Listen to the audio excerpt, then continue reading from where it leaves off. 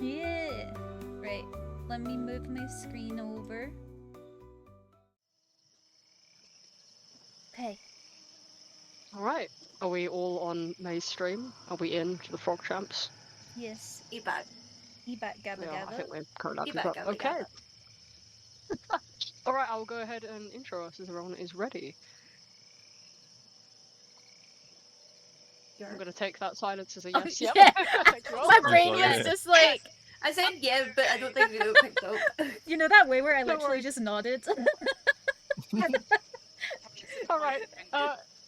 Hello and good evening, weary travellers, and welcome back to the Wild Beyond the Witchlight, where we find ourselves in the murky swamps of Prismere, namely in the region of Hither. All the way over in this region, the mire takes up most of this area, where the fog grows thick, the trees stand tall like shadows that cast over view, and the sun manages just to peek through the thick of the fog. The subtle streaks of light that are allowed in, permitted all by Bavlorna Brightstraw's eerie gaze. And throughout this journey through Hither, the soft sinking mud under your feet, the unpleasant smells, the ambient buzzing of flies, you've made your way to the cottage and the home of one of the Hourglass Coven's witches, Bavlorna Brightstraw, a woman that you've been searching for quite some time, or perhaps one of you in particular, Vivi, has been looking for, filled with a sense of desire, but also a mote of fear that appears to have driven you all the way right to her doorstep, realizing now that within your party that several of you have things that you have lost, taken from you by force, a fleeting memory that feels like it is always at the edge of your fingertips, but that you are so desperately looking to reclaim for yourselves. You have found yourselves in front of one of the Hourglass Coven in the hopes that you'll be able to strike a deal with her in order to reclaim said memory. But dealing with hags is never so easy. Fae who know how to twist the rules and use everything within their power to take advantage of people who they know they can prey upon. But hopefully, with all of your minds combined,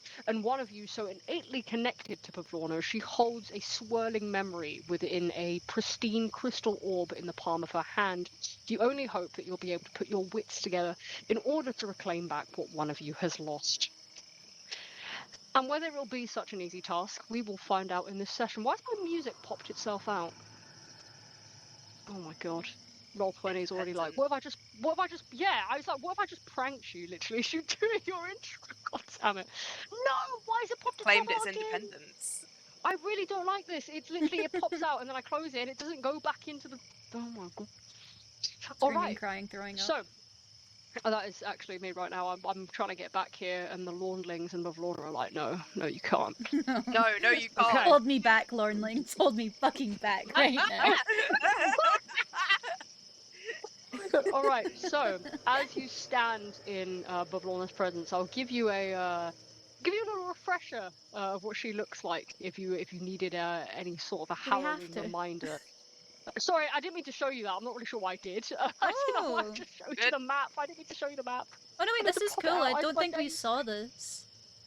My day is just Bav in the so gaff. chaotic. Bav in the gaff. Babby and the In the gaff.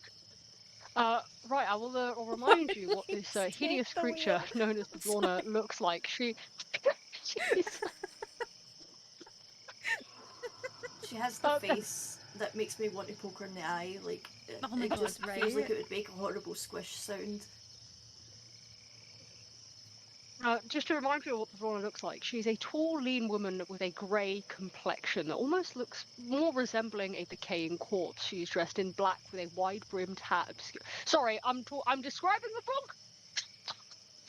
Sorry, I was describing charm.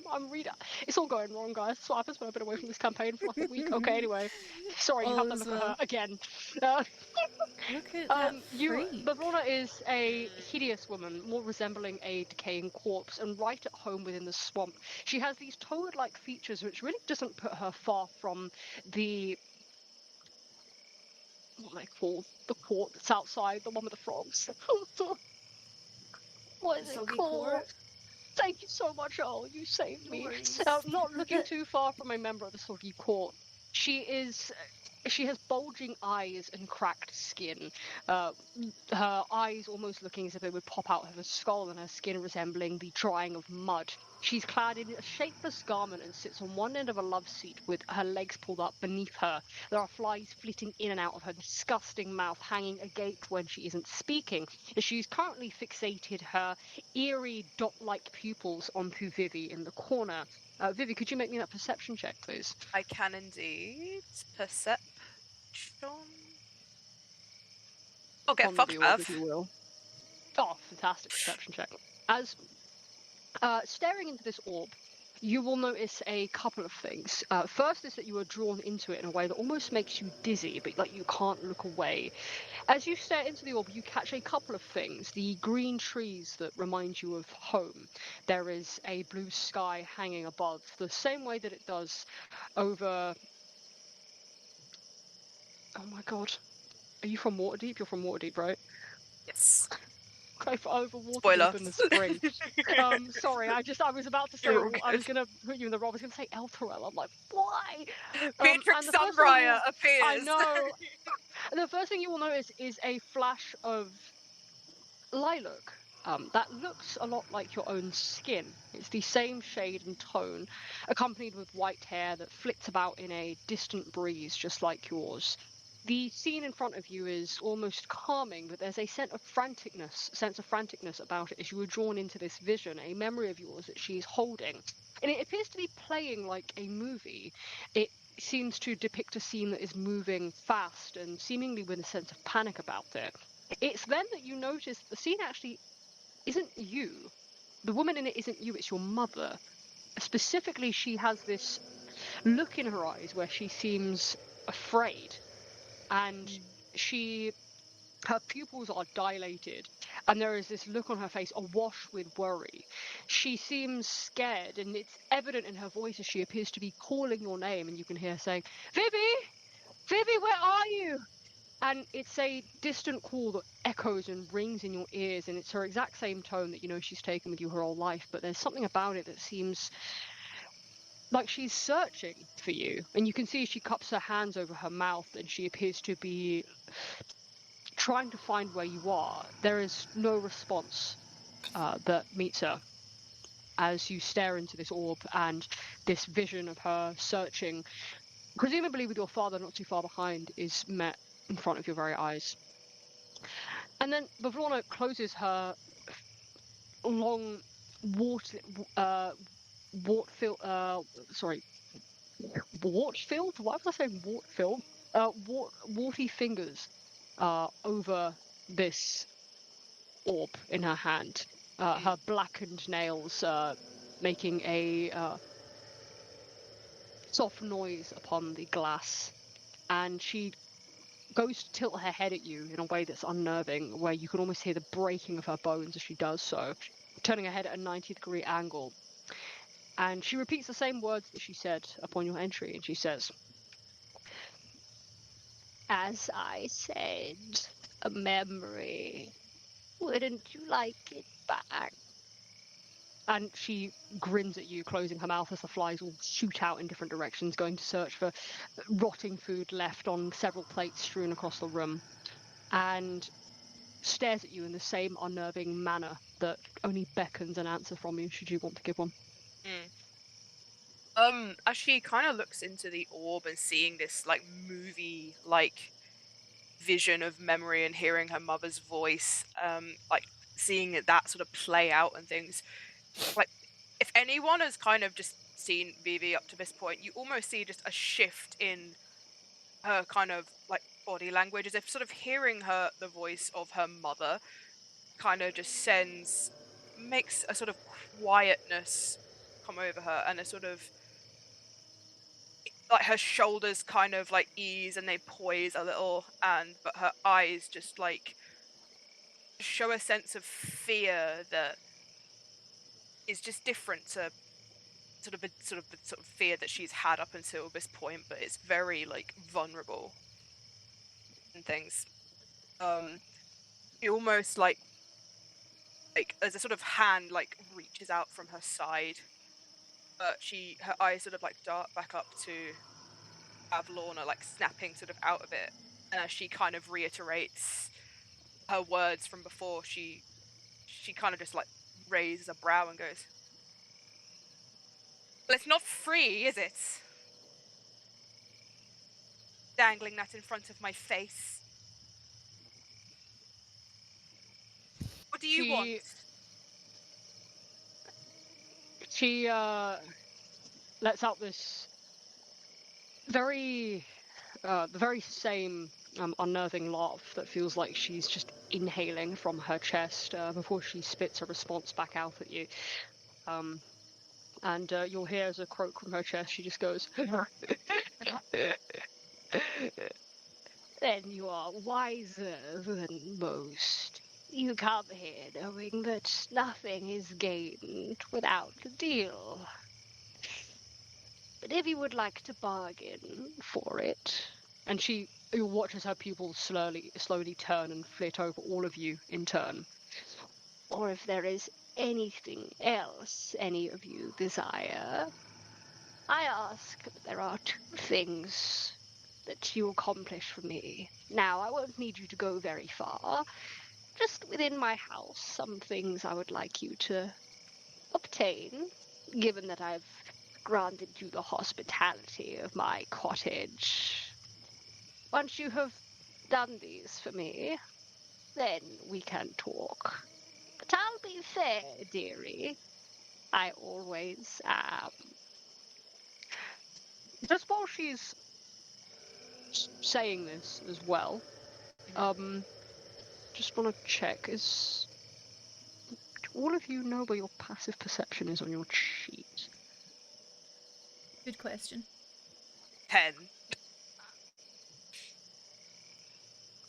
Where is the passive perception? Is that just like... So I can see it on your sheet, just to show all of you where it is, because sometimes over this campaign I'll ask you to look at where it is. Right hand side of your sheet, you'll see it says AC speed, and then defenses, and then you scroll down, it'll say conditions. On senses, you'll see passive, and it will say passive investigation, passive insight, passive I perception. see. So for example, May, yours is 15. Trillion and Oz, can you tell me what 14. yours are? 14, Mine's okay. 14. Yeah. You went a bit too quick for me there, doll. I'm trying so to find it on sorry. the. Far right hand side of your sheet, in the right. very far right column, Right. where it says passives. It's 10 wisdom. Okay.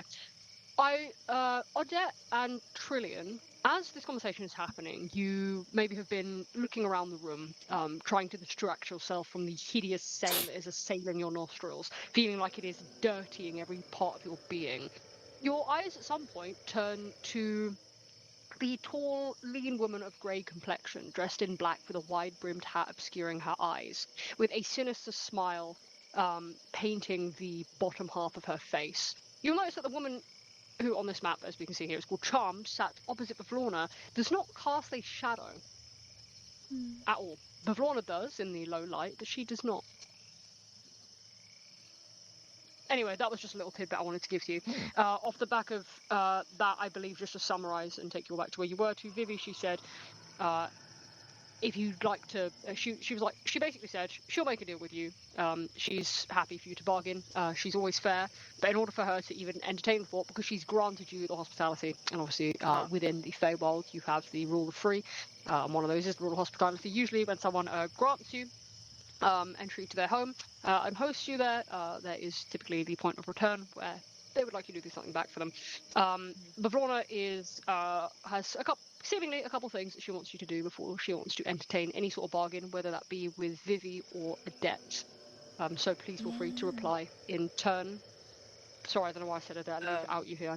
My brain went the fuck. Nah, it's okay. We all know I want to do something. Yeah, you said it in chat. Gone.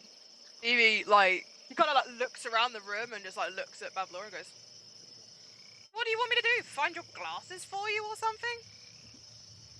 What do you want me to do? I can play you a song if you want, if you wish. I'm very good at it. Yes." This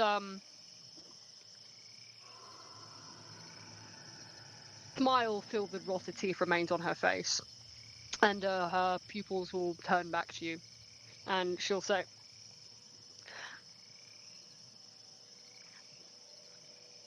"You're a clever one. Not too far off.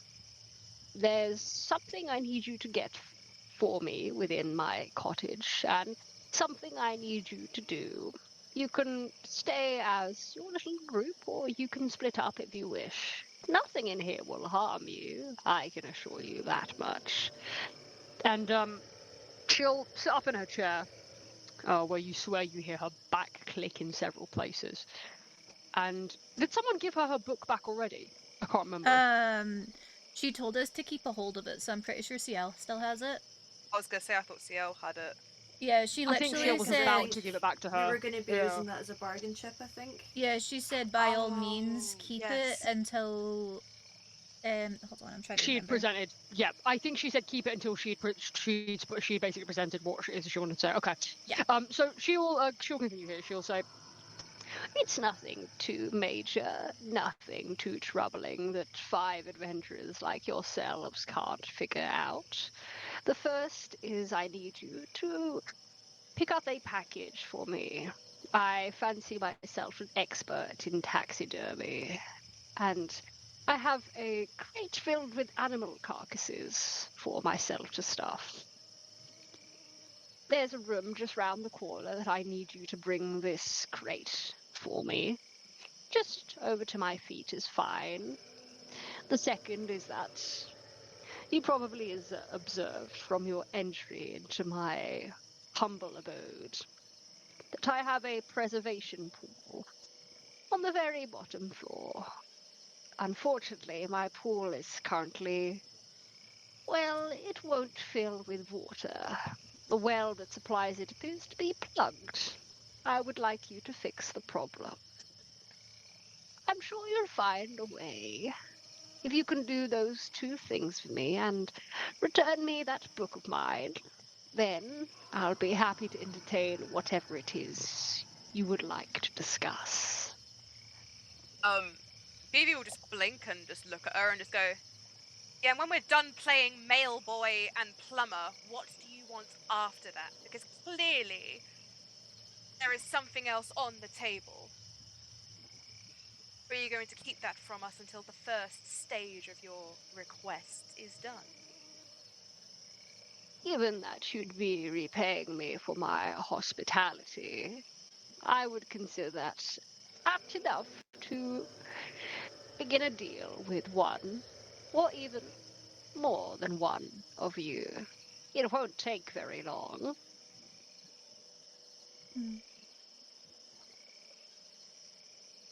I don't see why not. We do want to have this conversation, don't we?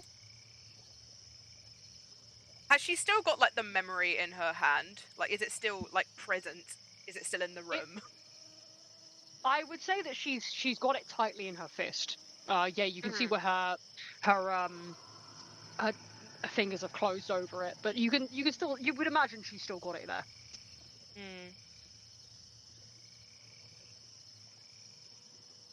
She's kind of like got her eyes just fixated on it, like her fists just clench a little, and she goes, must we truly give up our own part of this bargaining chip? She kind of gestures to the book there, as well as doing your chores for you.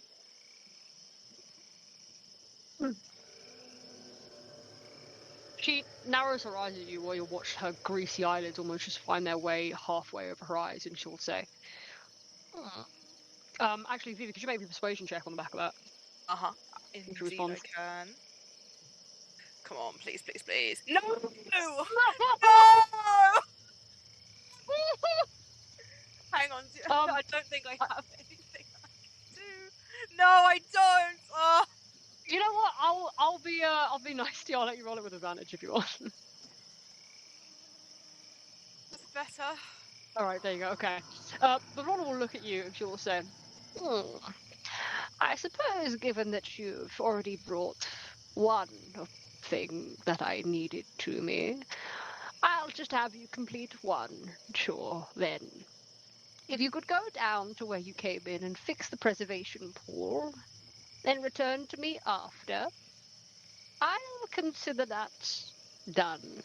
I'll have to have one of my lordlings go and pick up that crate of animal carcasses for me.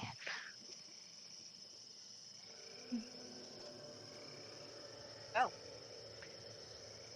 She sort of sighs, and again, her eyes are sort of just like trail back to the visible orb in like her grip, and she just goes, "Well, this is our best shot by the looks of it." And God knows what else she's going to hold in front of our faces.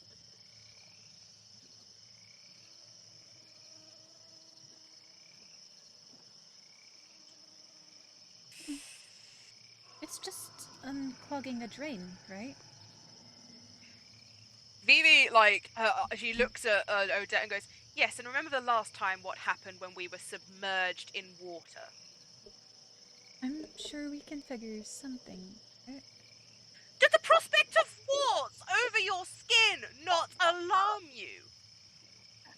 I'm My just... own lonely island here!" No, Odette is going to take, Vivi's hand and say to her, "We will figure it out. Don't panic before we even begin the task." Oh, that's right. If we just stand here worrying about it all day and arguing, it won't get us anywhere near the goal. Nor you getting your memory back. We've all sacrificed enough to be here. To even get to where we are right now. We've already lost enough. We're here to get something back, not lose more. I'm more worried about what she's going to ask of us afterwards. Mm. I mean, what price can one put on a memory? That's... We need all the bargaining chips in our basket that we can get our hands on. Especially moving forward. This is the only... Sorry, I'll rephrase that. This is the first of the coven that we've even met, and this is only one of all of our... whatever we've lost. I've said this before, but loss is a gift, and we can learn much from our experiences in our loss. Gaining is so much harder than losing things, Vivi. It's only right that you have to... I think the phrase is to break a few eggs to make an omelette. Right? I mean, it's subjective, but we're all here to get our memories back, and I certainly don't want any of you losing anything else on my behalf. That is my main concern here. It's not often that I get serious, but with our entire we've had on the line in front of us, yeah, anyway. By the way, my name is not Vivian L. Torchel, don't listen to her. Right, anyway, unclogging the drain. I am not a plumber. There is a red, a man in red who walks around Baldur's Gate as a plumber, but I've not spoken to him. He comes to my gigs all the time. I now wish that I had spoken to him, or his brother who wears green. But anyway, I'm going on a tangent here, right? Fucking made a Super Mario reference. I'm dying. We need to designate roles amongst ourselves for this, because if I get warts over my body again, I'm going to lose my frank shit. Okay, I don't want that to happen. I don't think any of us. Let's just calm for a moment, go down and see what we can do. Okay? We might not know your plumber friends, but I'm sure we can figure this out. I wish I took something out of their books now. They tip me very well, you know. Ah, right. Listen, I may be wrong, but I vaguely remember when we experienced little visions of all of this, of the Feywild, of the Coven, everything. I have an inkling that I have a feeling of what this pool might look like. I may be wrong, but there's only one way to find out. So I'm not. Yeah, I'm stalling, or I'm stalling all of us in a way. Let's just go. I'm I glad love have you. you could realize this. Let's continue. Yeah. Yeah, she kind of just wants to, like, she's just looking at Bavlorna and, like, she's trying to, like, focus on the memory, but every time she looks at, like, Bavlorna's face, it's just like, ugh. It's like a Skin grimace crawling. that, like, goes over. Yeah, basically. So, yeah.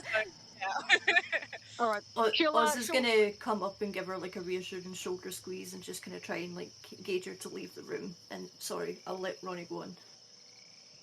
No, you're all good. Lauren, you'll never guess I did the funniest thing. Huh. In the midst of my laughter, I accidentally Yeah. changed the screen over to Lost Mine of Fandelver, so it was just Ara No. on the screen. No. Yeah, What's up, it was you Ara on the cunts? it was Ara on the screen next to a B because of Adam being in the call. Yeah, Ara just, Oh, like, God. busts through Bavlorna's riff going, hello, cunt, I want my memory back. Oh I my love God. to see Okay, it. right. God, so okay, so let me down here. Okay, here we go. Sorry, I was just trying to figure out on the map where I needed to put you both down. Again.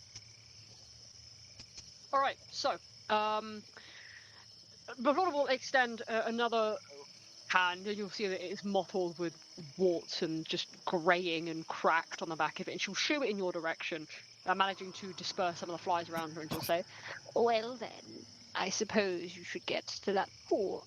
It's just as you came in. I'll see you here after you're done. And I'll move you just all down to the pool if you'd like."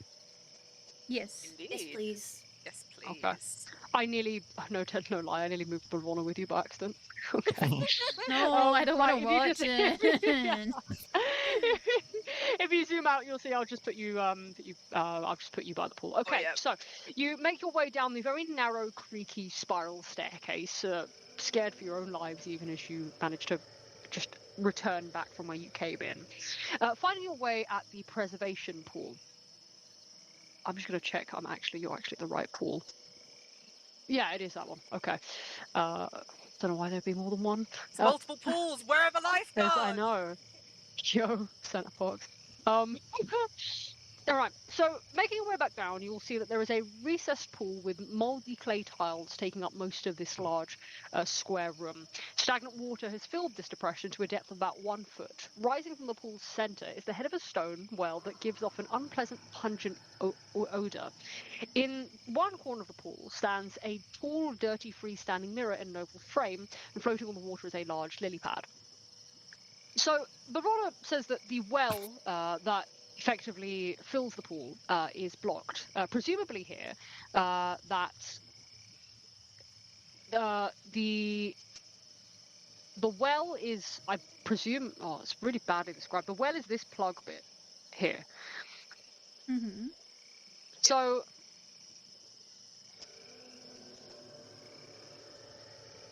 informing you that the well that supplies the water has stopped working, peering into the well, you can see that it's filled with calm water almost to the brim. And okay, how would you like to approach this? Question before we start anything, just out of interest. Yep. Remember when we got the little snippets of decisions and things about stuff, and there was one Yes, about yeah. the pool and things with the hags Yes, you and got the that one. toads. Is that, like, out of interest? It's the same pool. Yeah. Yes, the same There one we you go. saw. Yeah. Cool. That's interesting. Very cool. Yeah, Vivi kind of like she points at the pool and goes, "Yeah, this was the shit I saw when we were at the carousel." What did you see again?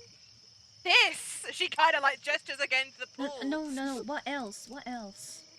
Oh, I don't know. There's someone having a bath, presumably Bavlorna. Oh. And she was getting water. She looks down and goes, "Well, I don't know if it's water, but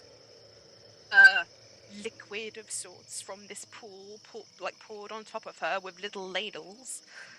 But it was yes." Jed's gonna put a hand on Vivi's shoulder and go, "I'm sorry you had to see that." Yes. very unsightly. But I can't imagine seeing that woman with clothing off after seeing her with clothing on. That's oh, Odette, I was lucky. She was under the water. It is oh, fine. oh, thank I was goodness. scared the sight of that. But of course, she is just a couple of floors above us, and she does have my memory in her hands. So, uh, Yeah. anyway, Mm-hmm.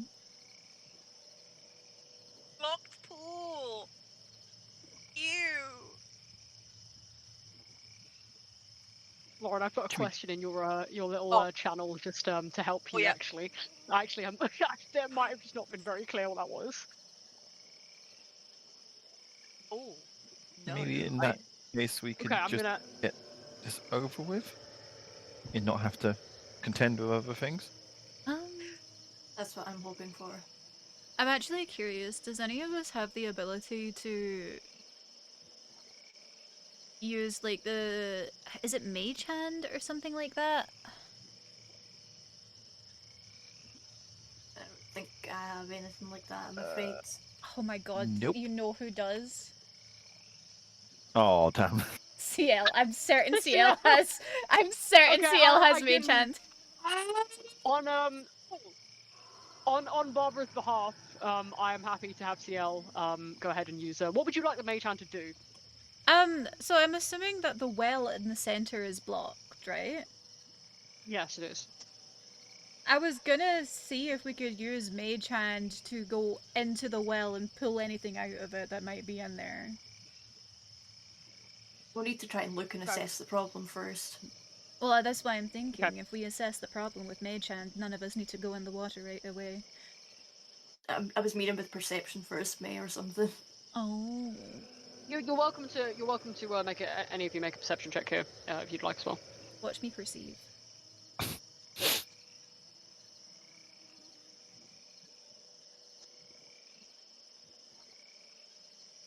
I ain't perceiving shit. Oz has actually gone blind. I'll do. He was so put off by Bivlorna's appearance that he's just kind of like taking psychic damage right now. Real. I'm also gonna do detect magic as well while Okay. we're at it. Very good. All right. Hey, surprise, surprise! There's a spell right behind me. Huh? Okay, so Magic hand. Yeah. Oh. because of the mage hand. All right. So from Adet Trillion, for Vivian Oz, it's a little bit hard to see. The pool is calm. It's stagnant. It's not really moving. Trying to peer into the well from where you are without stepping into the,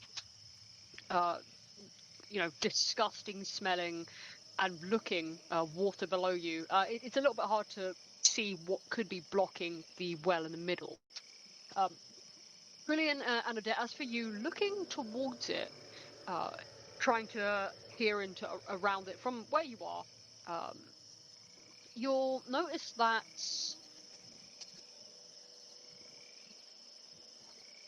scrolling down to the bit where I need to look. There looks like there's almost something in the well that's blocking the normal flow of water, but it doesn't. It looks. If there is something, it's transparent. Whatever it is, however, appears to have contaminated the water above it. You'll notice that it's almost bubbling a little bit, the same way the surface of a fizzy drink does, rendering it maybe mildly acidic. Do you do you still want me to send CL's Mage Hand forward? Yeah. Yeah, I want to. Yes, please. I would like to see if part of me thinks whatever is stopping it is probably a spell. You know what I mean? But Okay. if it's something physical that might be able to move, I think Mage Hand might be able to deal with it. I'm But at the also same curious to see time, if it damages Mage Hand. that's as also well. what I'm wanting to see as well. I'm very curious about that. Okay. You'll watch as the Mage Hand goes up to the top of the well, where it's just poking out the surface of the water. As the breeze of it making its way over causes just small ripples to emerge over the pool. As the Mage Hand goes above the well, which is, you can all see it on your map, right? You can see it's like a round little bit in the middle of the water. You'll see as the Mage Hand just comes to about here. and descends to go into the, and it will be like this hand that looks spectral and blue, and has this light that almost emanates around it. You'll watch as the hand goes up to the surface of the water in the well specifically, and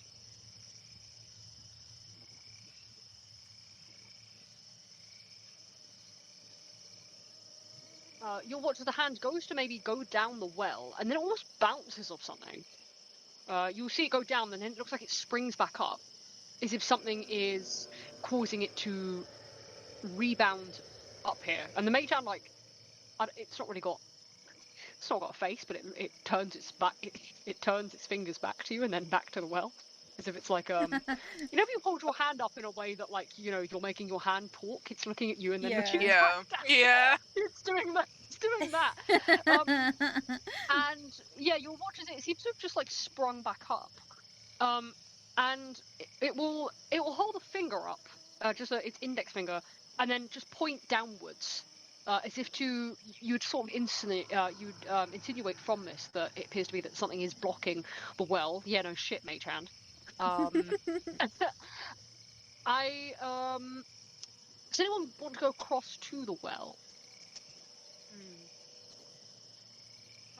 No, it's okay if no one does. I personally wish won't I step took in more of a stagnant water as walk well. now.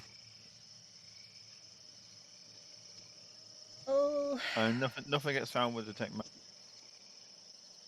Oh, sorry, I completely forgot to use that. What does it say?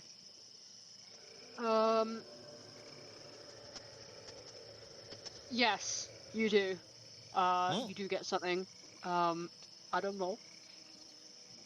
Is it coming from vaguely It's coming from where the well. I want to say mage hand? there is like a faint aura. Yeah, it's not. No, it's below the mage hand. It's like there's something in the well, and it's got an aura, probably just about that big. I think that appears to be coming from there. Quite strong, if the I would effect say. is created by a spell, you learn the spell's magic. It's not a spell. I think Julian will just kind of like walk to here and just look back to everyone and go, there's magic. Something magic block. I don't know exactly what it is, but I mean, and then You're she's just cutting gonna out a grimace. lot, sweetie. Sorry, hang It's on. okay, it's not your fault. It's not a spell, so you'd imagine that from the former half of that description, it is probably a creature or an object. I see. I was say, if only I could see a creature and I would have like a VV cast like suggestion and just have her sing, if you're happy and you know it, clap your hands, just to make itself known. But she can't see it, so. If you're happy and you know it, mon out the well. Oh. Oh god. If none of you do want to step in the well, I'm happy to go in. I can test it for everyone. I wouldn't feel right putting ladies through this task, especially considering Vivi's aversion to the wart situation once again. Yes, please. I would like to avoid that because. Sorry to interrupt, but has everyone seen these guys in the corner as well? Sorry to again like derail. You know the fucking little the little guys from In the Night Garden that live in the little house? I They didn't look see like them. God, I No, didn't because I even was in the see dark. them. Sorry, I just They're had to point cute. that They're out. really cute. Yeah. What the hecky? Okay. Oz is gonna like look at Trillian and like flash her like a big smile because he's proud of her for like basically like finding out useful information and being one of the kind of first to call and being a bit more confident with it.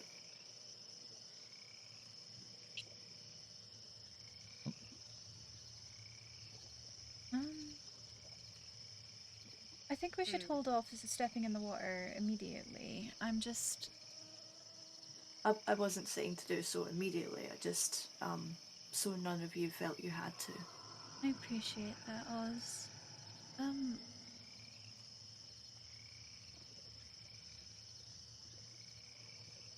Hold on, I'm just trying to see if I've got anything. Yeah, I'm looking through my features as well. I don't know if it would be helpful.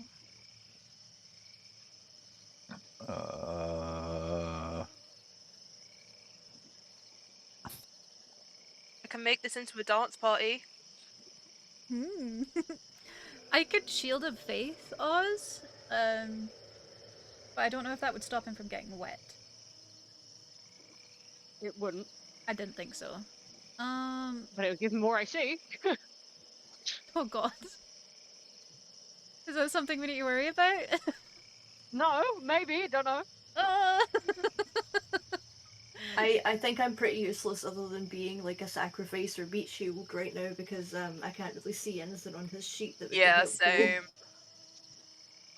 Vivi will like look at Trillian and go, "Only if you're sure." And she'll look back to sort of Oz as well and go, I can't thank you enough for making sure that I don't step in this water. I mean, we might get splashed anyway, and this effort might all be for nothing. But thank you Well, for doing this for me. it's my honor to try. Truly. I think Trini will just come up to you and go, well, if you are going, then at least let me make sure to guide your way, and then I'll give you guidance.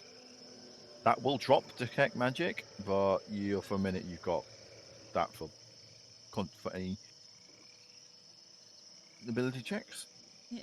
I'm Thank you so much. also going to give Oz Shield of Faith because I just don't want to risk anything. How funny would it be if this was just like a you're fine. It's You just pull out a stinky rag. water.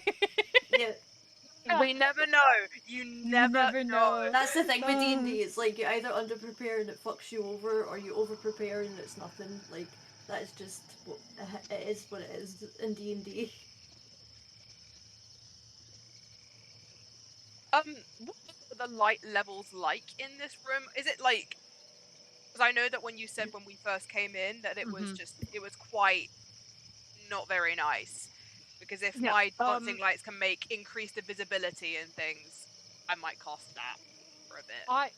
You're very welcome to do so. I do have dark Go on. vision.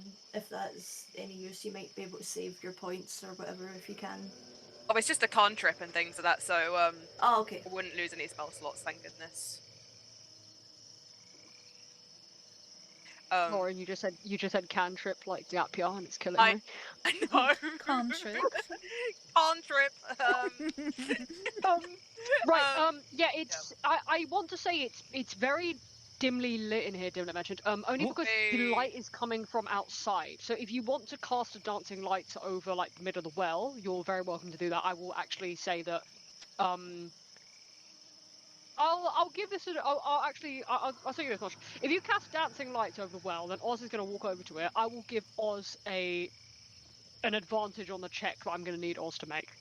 Oh, done deal. Vivi Done. like rubs her hands together, like goes, well, let's try and make this a little bit more pleasant. And she like claps her hands twice, and like from her fingertips, these little glowing specks like rise up into the sky, and she goes, "Party time!"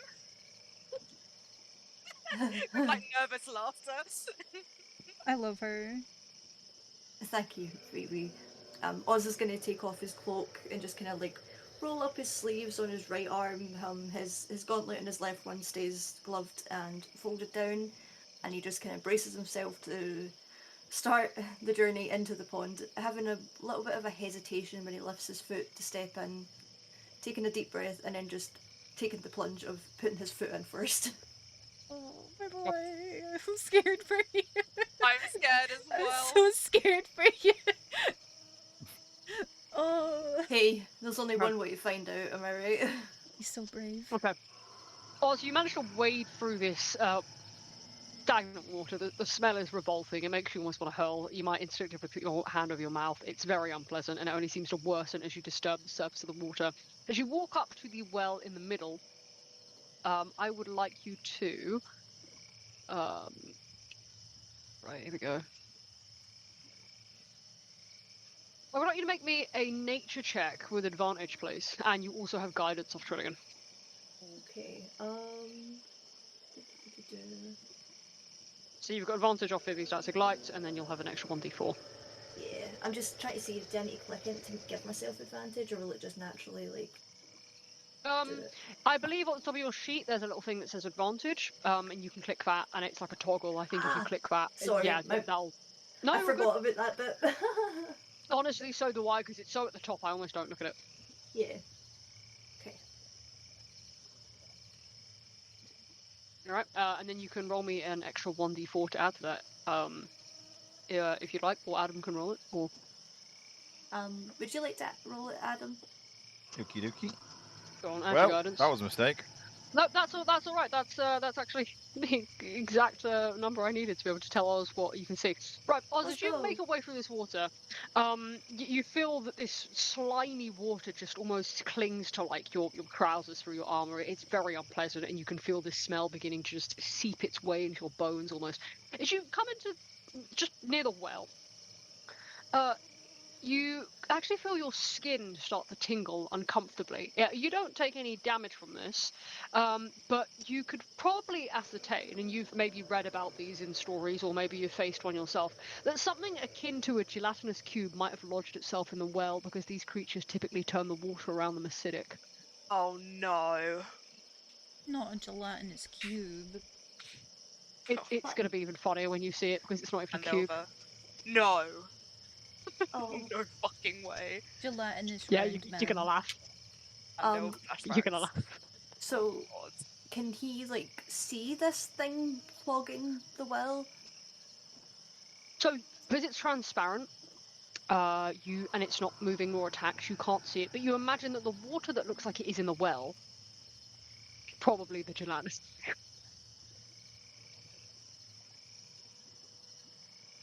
Uh.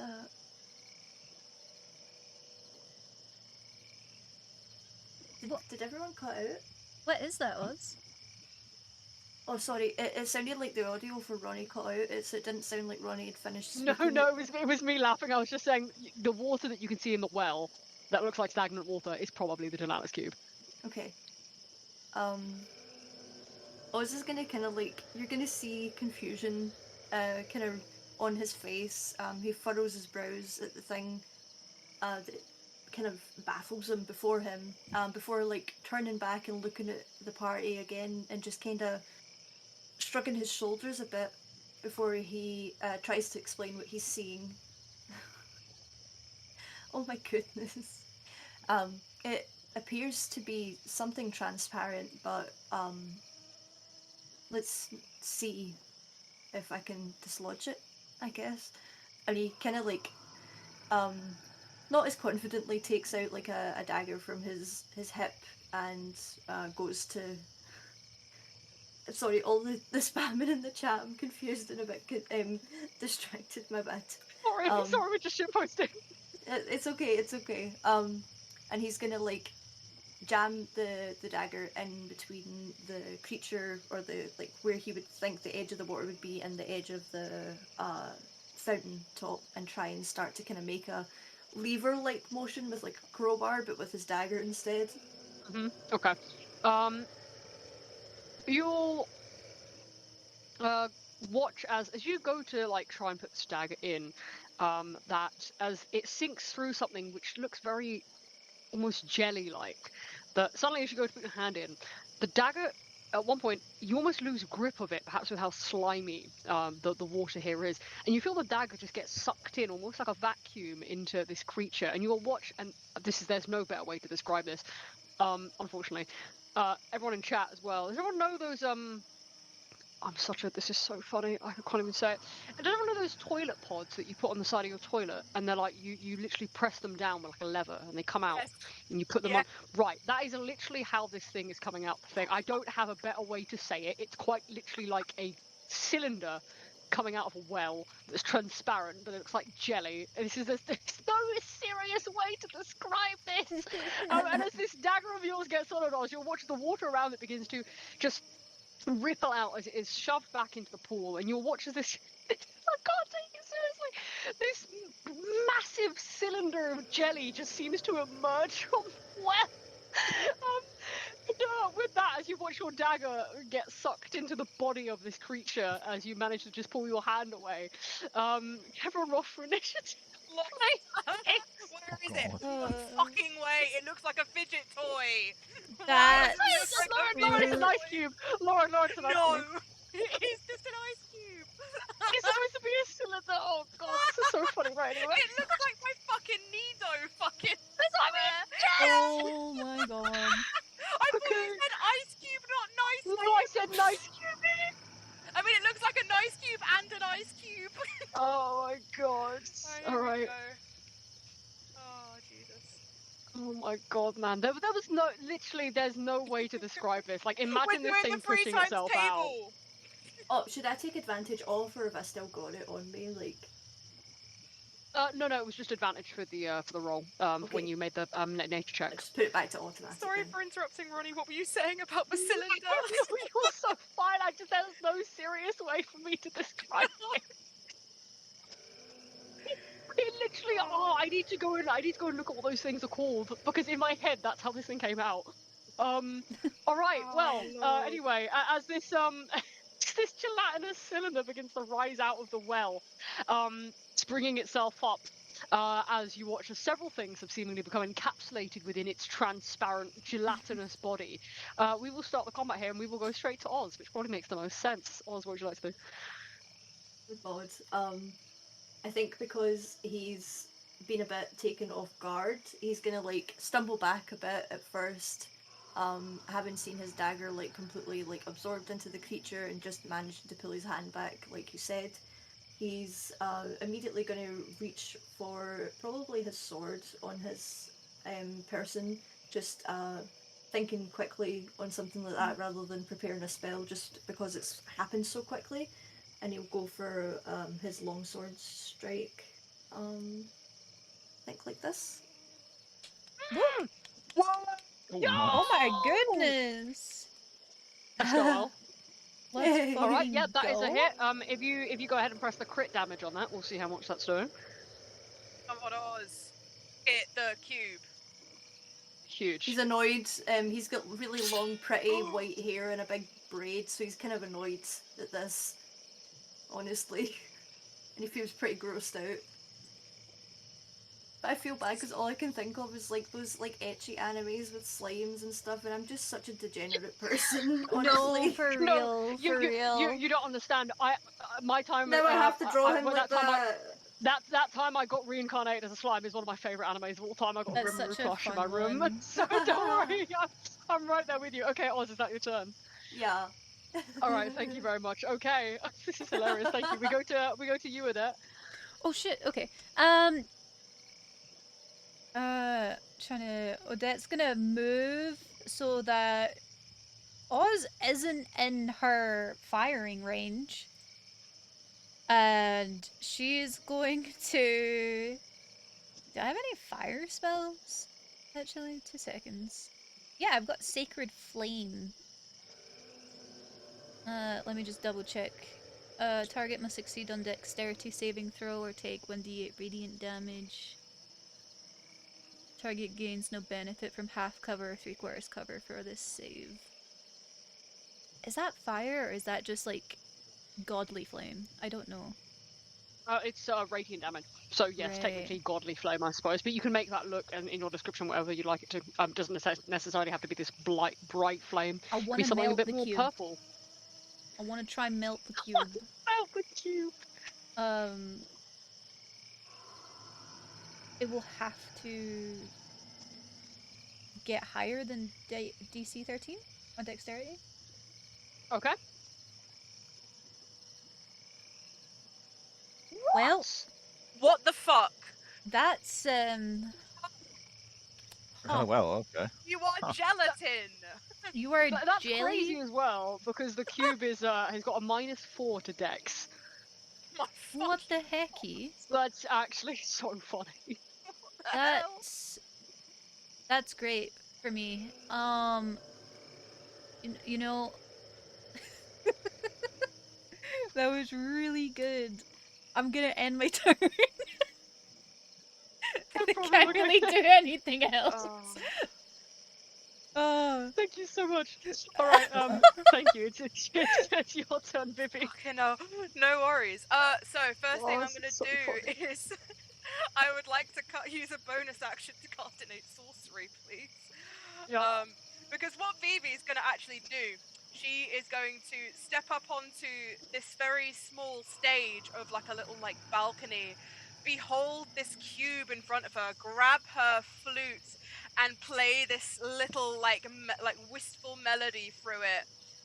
She's trying to be like a snake charmer, but for a fucking gelatinous cube. I don't know how to describe that. Because what she's gonna do with her main action is, she's gonna cast suggestion at level 2, please, on the gelatinous cube to increase this Okay. spell save of suggestion to a 15 and not a 14.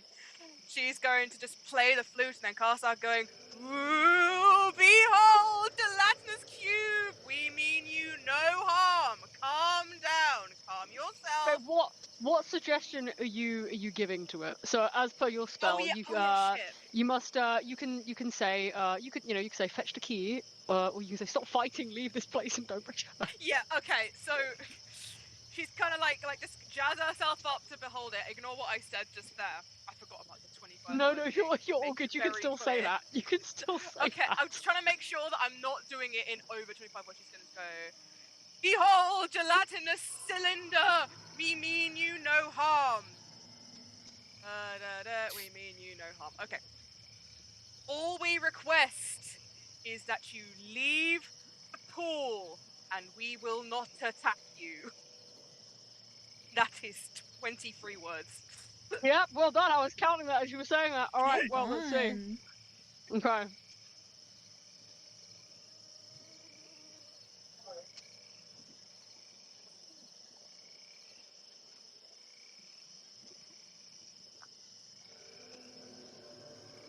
No way! No fucking way! Did that pass? Failed, yeah. Wait, didn't you say you put it Sorry, up to 15? Yeah. Yeah, roll the 13. No, 15.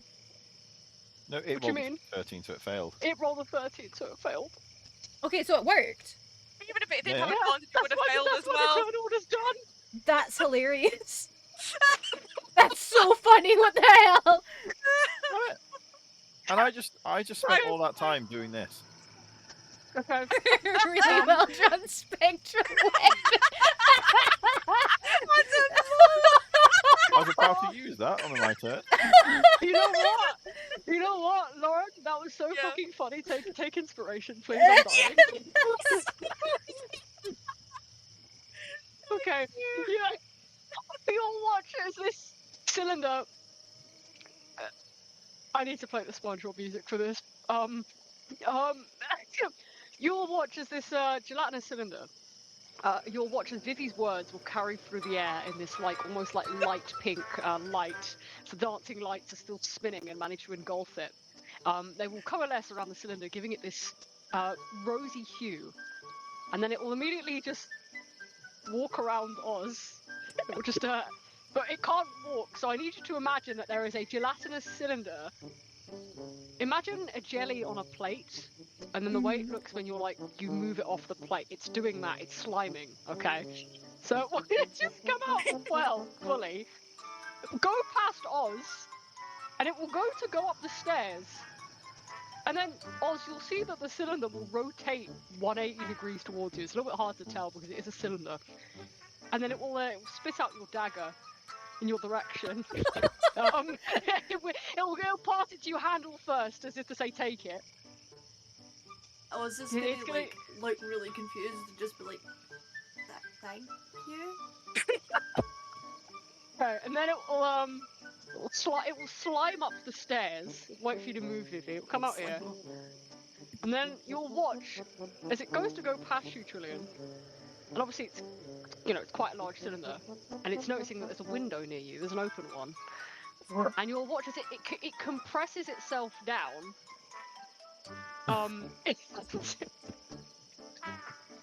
Into an oval it will go past you, and then it would transform itself into about a square.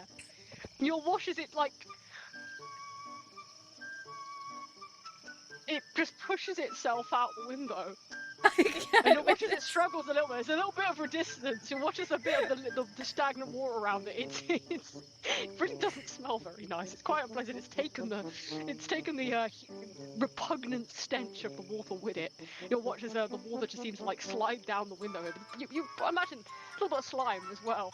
It just squishes itself through the window, pops out the other side with an ample. And it will go out the other side, and it will just sit here on the balcony.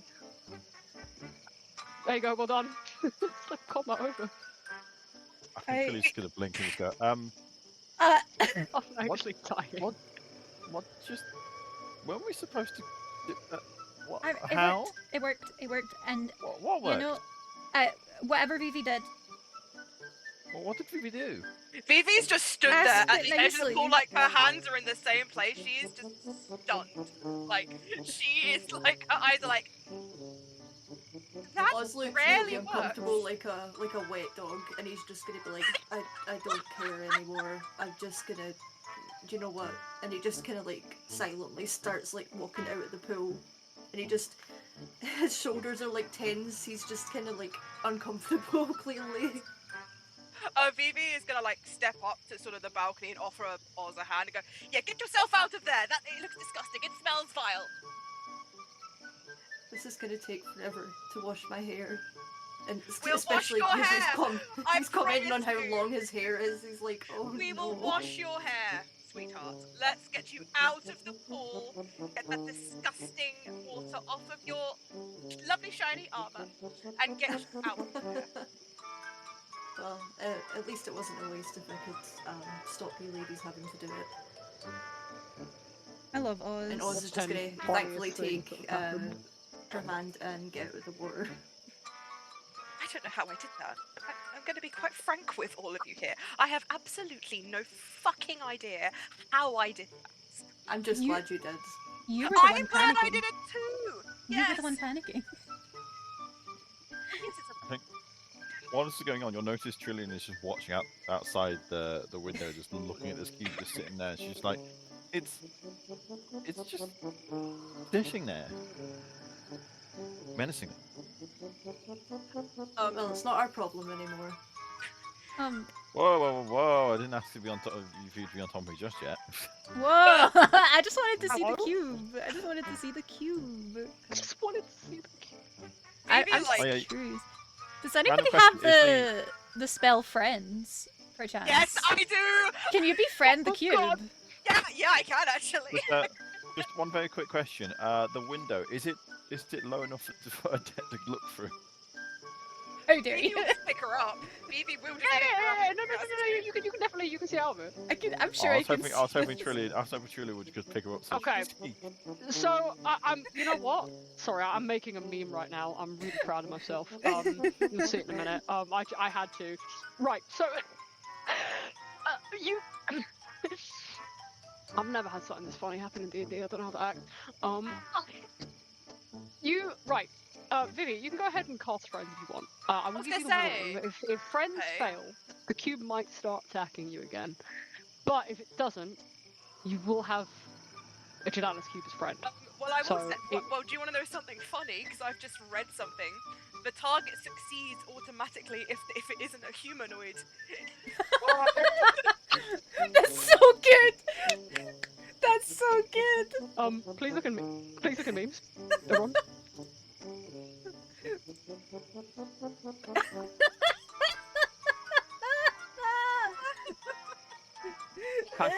That's great. Oh my That's god. incredible. We're checking this. The charm. Okay. Okay. All right. Vivi, how are you casting friends on the cylinder? It's just sat on the balcony, just having a bit of a wistful moment. Vivi kind It's of stands reassessing on. its life. You know the Juan on the Sorting fucking its balcony. That's exactly. I need to make another meme. She like she kind of like looks out the balcony, looks at the cylinder, goes, "Hey friends." She's gonna like give it like a little like sort of like click her fingers and like just go, "Hey, wanna be friends with us?" Right. As you snap your fingers, you'll watch as the same fuchsia color of your magic begins to trickle through the air, encircling itself over the Gelatinous cube again. And then as you cast it on the cube, you'll watch as the cube does another 180-degree turn. And again, no perceptible face. And you see you'll see the cube hop once and then twice. You're not really sure what you can imagine. It might be jumping for joy if it could do. And then I'm gonna just move you here.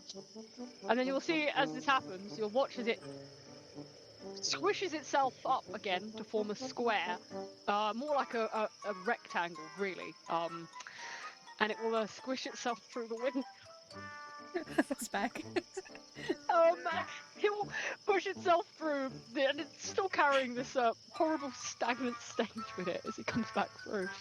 But no longer is this gelatinous cube a terrible enemy. It is now it's now your friend. Mother. Vivi's gonna How like. did he even get here? Vivi's like jumping up and down, like clapping hands, going, "Oh my god, this is so great!" But what are we? How did he get here? What? What are we even gonna do with a gelatinous cube? Bring him with us. Maybe we can get them Why? to swallow Bavlorna. No, Oh, God. We're not gonna say that yet, but we have a friend here now who can help us.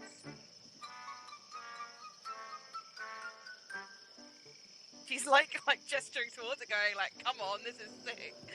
should I feel bad referring to it as gelatinous cube. Could you? Does it have a name? Do you have a name? You know, Odette, I've had to come up with names for many things, but I've never had to name a gelatinous cylinder before. So I don't think it speaks common, no doubt. Does it speak Celestial? I mean, if it Why does, would it speak Celestial? I don't know. I speak Celestial, so I mean, maybe. if it speaks a language, I just love comprehend languages anyway. How is this getting funnier? No, I just checked. It doesn't.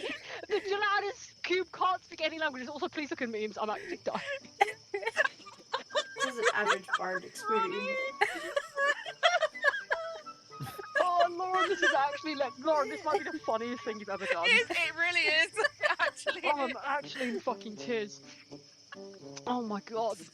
Oh. Barbara's gonna look at these memes and go, "What the fuck did I miss out?" I mean, I thought the Mario Brothers like gif in response to like "What's the VV drama" was like, Oh yeah. funny enough. But, It took me a while to realise you were making a Mario joke. That shit go away. What are you lighting up the cube? What's going on? No, I pressed that by accident. I just want to know what exactly it did. putting a torch under it. Well, I can if you want. Is it a bit dark? You can make it shine light. Look. Fuck oh my it. God. Trillium will just touch the gelatinous cube and put a light on it. Fucking go on then. Go on then. Why Okay. didn't Bavlorna just deal with this herself if it was so Friendly. easy? Cube Probably. Oh, gelatinous cylinder. Would you like a Okay. name? I. Okay. First of all, before you give it a name, it's Trillian. You'll go to summon this bright mote of light in your hand and make contact with the gelatinous cube, and you'll watch as it begins to ripple out through its jelly-like body and spread around it. And Oh, yo! slew. that is how bright the cube is, because of what Trillian's done. You've really embellished this thing. This is like when you get a Build-A-Bear and you dress it up in different things. glowstone from Minecraft. Okay. Well, it's like that for yeah. now, and it's not concentration, so I can't turn it off. Oh my god. Odette is gonna squint at it. You'll just see if you- Trillian kind of. Go on, Trillian. I was gonna say you'll just see Trillian kind of reach back and go, "Oh, I didn't mean to do that. Sorry." All I'm saying is, Vivi, you're in charge of giving it a bath later. She thinks on it a little bit, like she tilts her head with a smile and she goes, we need a striking name for our new ally. How about Hubert. General Hubert of the Pool? And she like raised her hands. I love Hubert. Lauren, Sure, Viv. Look at the Viv, whatever look- makes you look at the happy. token. Look at the what? Look at the token. Yes! General Hubert of the Pool. It's so I good. need to just send a screenshot to Barbara of the.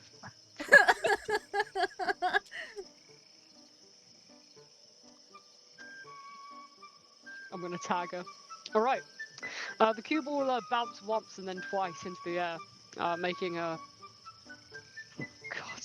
Making a how do you describe a sound of something jiggling? I've never had to do this. a wibbly sound. A wibbly wobbly Yeah, sound. thank you very much. Yeah, it's wibbling and wobbling about, seemingly, as you grant it this name.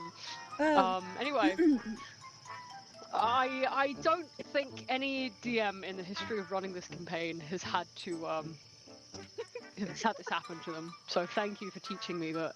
My 6 years of DMing, there are always new experiences. Alright, okay, well, now that you have unblocked the pool, you'll watch as all the stagnant water begins to drain through the well. Making this, as the water begins to swirl around it like a whirlpool and then dissipate down the well where it makes a echoing, you know when you drain a bath, it makes that Yeah. noise on the water? Oh, yeah. That. The glug glugs. Yep, makes a very loud glugging sound as all the pool is drained of its water. You've completed the task that the Lord has asked you to do. Great. You see, Oz is like Miserable happy and about this, soggy. but miserable. He's miserable. He's miserable and soggy while we're standing around our cube He's a friend. wet dog. He's a wet wet dog, and he's like trying to be dog. happy for everyone, but he's miserable. I need like art made of like the party with the cube, and there's just Oz in the corner, just Yep. dripping with like bath goo. Not bad. Oh my god. Can't even turn the soggy clothes moment into something sexy. He's just miserable. My poor boy. No wet t-shirt contest here. I love the way this has gone. Trillion cast guidance on Oz, and then Odette cast Shield of Faith on Oz, and then Vivi cast Dancing Lights. Oz just got buffed to shit. Oz goes to look at this cube, crits it with a longsword, and then literally 2 turns after, Vivi just goes, "Stop fighting us, and we won't hurt you." And the cube just comes out, squishes itself through a window, sits on the balcony. Oz is dripping wet in the stagnant water. The whole room just stinks at this point. It's a repugnant stench, as I say, in all of your nostrils. And then Vivi's like, "What if we just took the cube with us?" Exactly. And then the cube comes back in, squishes itself through the window, and Trillian's like, "Oh, glowing cube." Like, this is... I've never had something this funny happen. I'm honestly quite astounded. VV is just gonna be like, I can't wait to see the look on Agdon's fucking face when he sees this. Oh, God. Oh no, this is great. Put Shield of Faith on it as well, so it's a bit harder.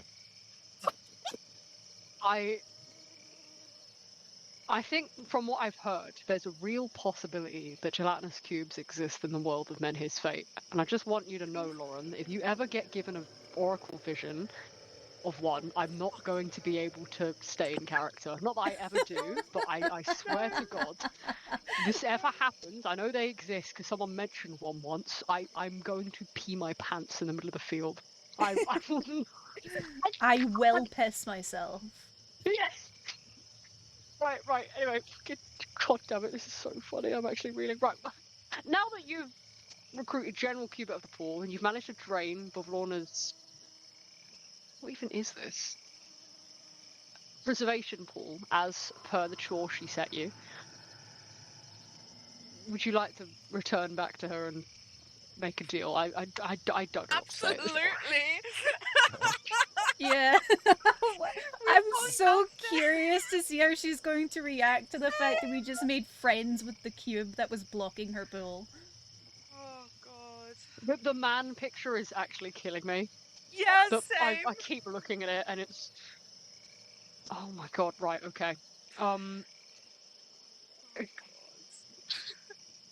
Uh, as you all stand above the repugnant pool of water, which the room now spells a mite better. Sorry, Barbara's just put cube in chat.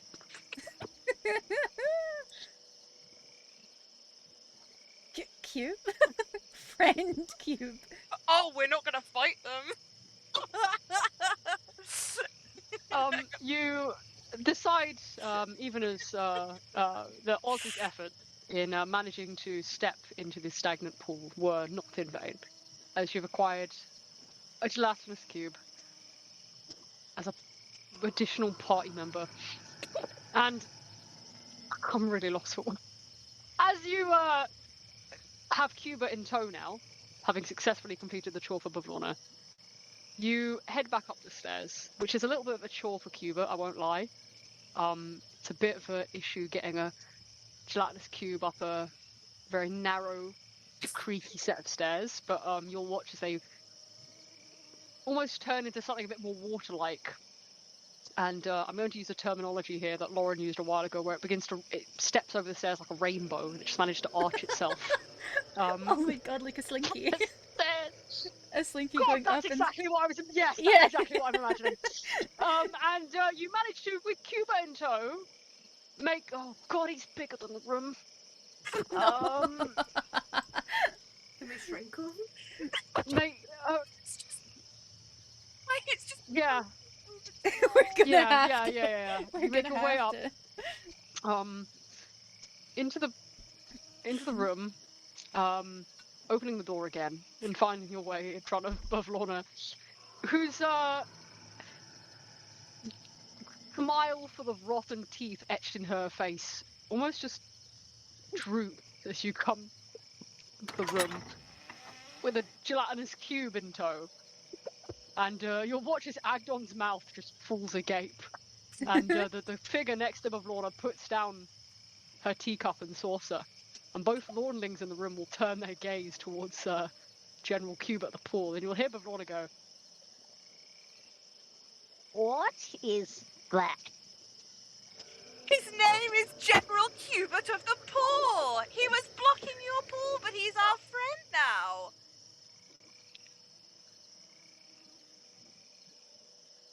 That was your plumbing problem.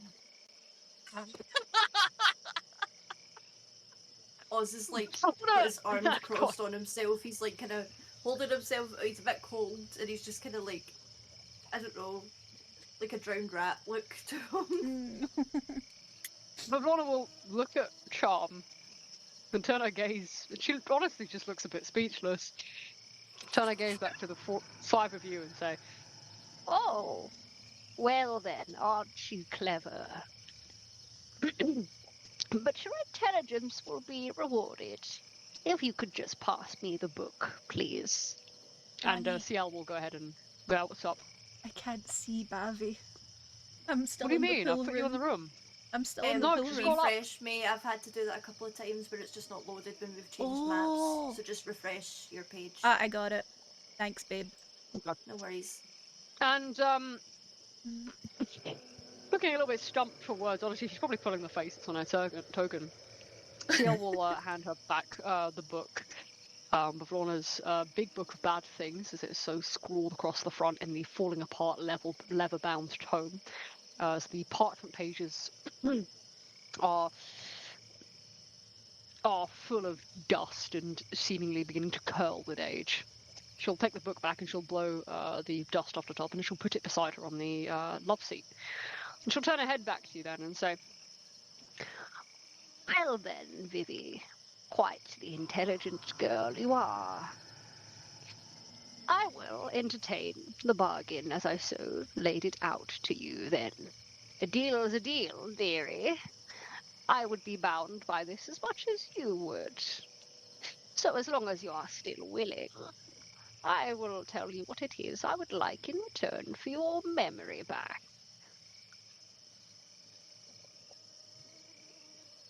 She's gonna like just like look at Cubit and go, "We unblocked the pool." Oh, look at Cuba. So, she'll soon sort of realize that, like, okay, yeah, there's no weaseling through this. She's looking back saying, like, we just unblocked your fucking pool. That was what you asked us to do. That was in return for hospitality, though, so it was. Exactly, Yeah. yeah. So, she's going to look at Bablora and go, I'm smart enough to know that all good things don't come for free, so clearly you're after something, and not getting any younger here. You certainly are. Okay, I didn't say anything. We're not getting any younger here. Tell me what you want for my memory. Sorry, I needed to. That was so funny. She'll begin. The corners of her mouth will begin to wrinkle and upturn as her face breaks into a smile, and her pupils almost begin to dilate further, in her eyes in a way that's very unnerving. And she'll look at you and she'll say, Quite an astute observation. It's not the most difficult task. Your own knowledge will tell you that you've been through many more hardships than this. A simple task that I'd like you to do. One that is, hopefully, in all of your regards, achievable.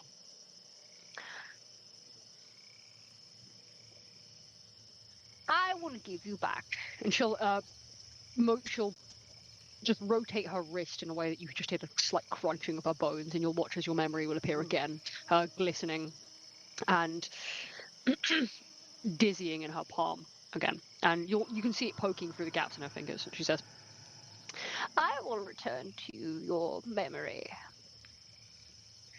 I will give it back to you, and once it is in the palm of your hand, it will make its way back into your mind as if you never lost it.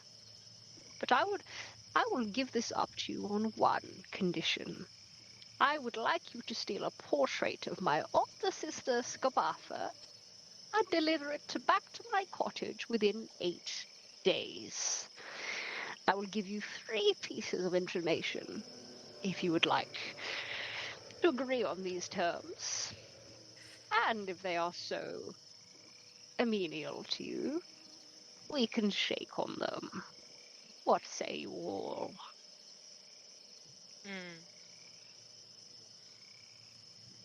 How far away is this special portrait of yours that you wish to reclaim?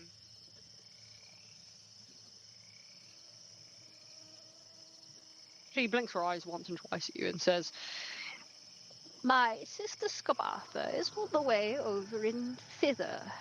It's not far from here. You'll need a guide, but it seems that you've already found one in that scarecrow boy you've got with you. My sister lives in a place called Loomlurch, a giant hollowed-out tree located deep in the forest of Thither. Skabatha uses it as her lair. Her portrait is displayed in a circular room in the heart of Loomlurch, alongside portraits of me and Endelyn. If you can steal this portrait and return it to me on time, I, by the magic kept within the Feywild, will have no choice but to fulfill my end of the bargain and return your precious memory back to you. At this, like, Vivi go, ah ha ha ha, and this is my other question is, will there be any other... Let's say if we had the portrait in hand, we were running as fast as our little legs can carry us, or traveling is probably a better word. I don't know how we're going to be traveling. We've had some really remarkable travels here, but anyway. We're escorting the portrait back to you, but it's taking longer than 8 days and things, but the intention is still very much there. Will there be any repercussions to that? Other than not getting memory back, of course. That's obvious enough, I guess. Well, given that Skabatha probably wants to keep this portrait of her up on her wall, She probably doesn't want it leaving her possession. But it's no secret to all of those in Frisbee. I'm not the fondest of my sister. Deal with her however you wish. That means that you must fight her, then I would wish you the best of luck. But given that all of you have proven to be quite resourceful on this journey of yours, I imagine that you may be able to conduct such an operation with a decent amount of stealth. Get in, get out. Why, if you're in Loomlurch, she probably wants to see you anyway. So genuine curiosity, if you don't like her so much, why do you want the portrait of her in your house? No offense or anything, or make any assumption and things, but I'm just genuinely curious. Do you wish to wake up every morning and look round your house and see her face if you have such distaste for her? That's for me to know. Portraits are important things. They depict a person, a creature, and often those with potent magic can use them for more than. You don't need to know. All I ask is that you bring her portrait to me. Fair enough. Fair enough. 8 days is a long time. She looks round at sort of the party and goes, "Do you think we could do it?" I am more interested in how we know the days will be passing. Night doesn't fall here. It's always perpetually daytime, no? How are we to know the time is passing?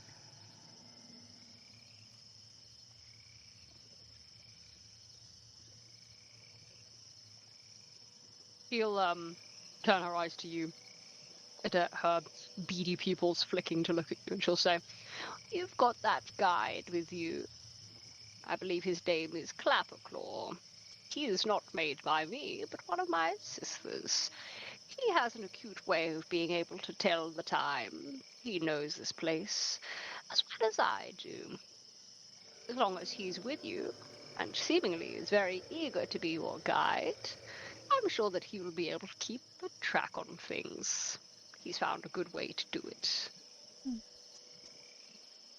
Um, Speaking of Clapperclaw, you have his head, don't you? The one that your sister made for him. She nods, and you watch her skin just almost furl on her neck as she does so in a way that's just revolting to look at. And as she lifts her head again to look at you, she goes, "Why, that's correct. I believe I do. The poor thing lost it. I've been keeping it safe, I suppose. Would you Why?" would you be willing to trade me something for it? Her smile grows even bigger, showing more rows of rotted teeth as the flies will flit out of her mouth as she does this. And her pupils will almost enlarge as you watch the beady black dots grow in size in her bulging eyeballs. And she'll say, "Why, yes, I would. I've no need for it anyway. What is it you'd like to offer, dearie?" From what I can tell, you're quite fond of memories, especially firsts. Might I offer you the memory of my very first kiss? What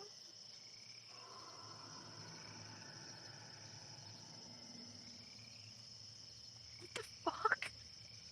And her eyes will her pupils will almost grow in size to the point maybe more frog-like than anything else. And her smile you'll watch as her teeth clamp down with this very uneasy noise of bone scraping against bone as her two rows of teeth meet each other. And she says, "You know how to drive a hard bargain. I see this as agreeable. And she'll lean forward in her chair where you'll hear her spine like click into place as she does so, and she'll look at you very intently in a way that makes you feel dizzy and sick, as wash of nausea over you. And she looks at you and she says, "Are you sure all deals are final?" I'm quite certain. I have to say though, Vivi seemingly couldn't even remember that she had made a deal with you. Will that be the same for me? She shakes her head, and you can almost hear the sound of her, the bones in the back of her neck scraping together. She does that, and she says, "No, no, no. The issue with your friend Vivi here is that at the time that all of you stepped foot into the Witchlight Carnival when you were younger, you did so without a ticket. Hmm.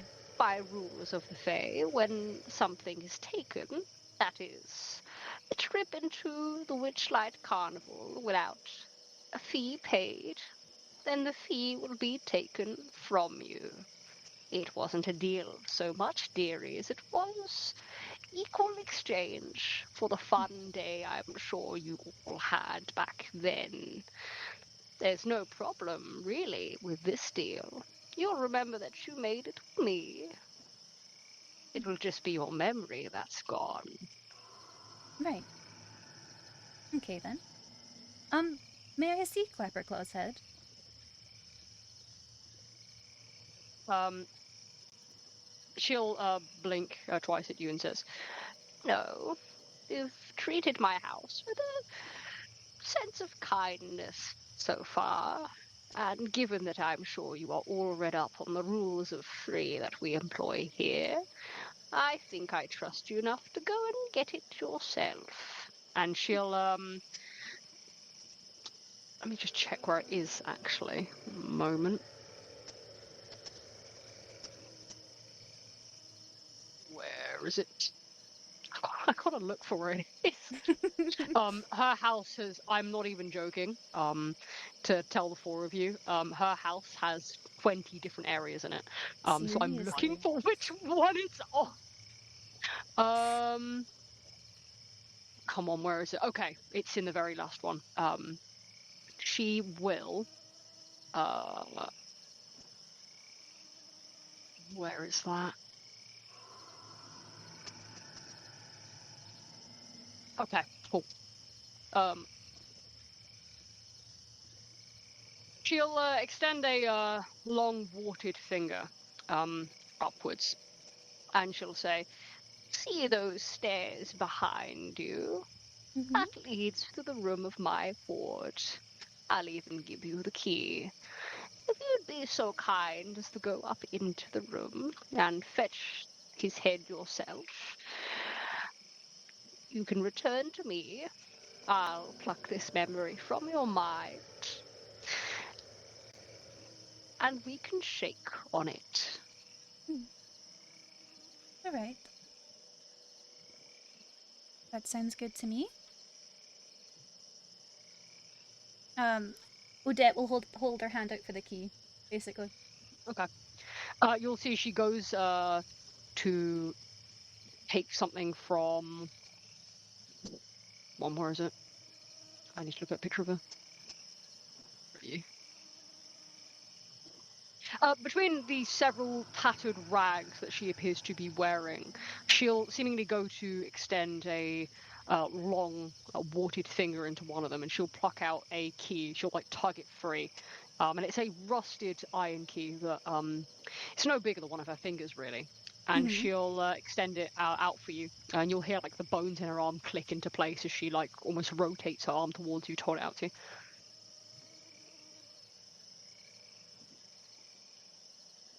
Odette will take it. She'll retain her smile and her intent gaze, look at you, and she'll say, "Just up the stairs behind you. Don't take anything else. But given that you've all been so polite, I'm sure you wouldn't there." Will I know his head when I see it? He nods once and says, I'm sure he's described it to you thus far. It's a stag skull, if my memory serves me. It's hung on one of the walls. You won't need to go far to find it. All right. Thank you. Odette is gonna make her way to the steppies. I think you said it was here. Sorry. Yeah, that's exactly where it is. Yep. Also, can I ask a question? Huh? What is this little creature? Oh, it's a cat. I love them. It's an undead cat. I believe it is. I It's love called them. Oh, Glow. on the cat, you Oh say? my god, undead cat! Can I turn undead and get it to follow us? Yeah, it's if you look over at it, I'll describe it to you. You'll see that there's it's a cabinet. It's an open one, and on the top shelf of the cabinet, and you'll see that the cabinet is just hanging open. It's the glass is very mucky and rife with dust. It looks like it's not been cleaned in quite some time. Please don't actually use turn on that. I'm not, of course. I was gonna say, today is And, gonna be the day that we're oh. gonna throw some bones at you. Let's go. Yeah, it's a you looking at it, you thought it might have just been a stuffed cat. It looks taxidermied in a way that you can tell when something is taxidermied. That's really about the best way I can describe it to you. But you'll notice that as the cabinet is open, you'll watch as it appears to just be like licking one of its paws. Oh, baby. Best. I'll turn it around. Face. I did that to the border as well when Odette spoke to I us because know, I just find it really funny. It cracks me up every time seeing you move the cube back and forth. I was trying so hard not to crack up to that, and I couldn't. I did. I kept. It's rotating. That's so funny. It's genuinely so Alright. funny. I'm so glad you found it as entertaining as I do. Right, Odette, are you going up into the hall by yourself, or is anyone else coming with you? Anyone can come with me. Yeah, I'll come. Phoebe will.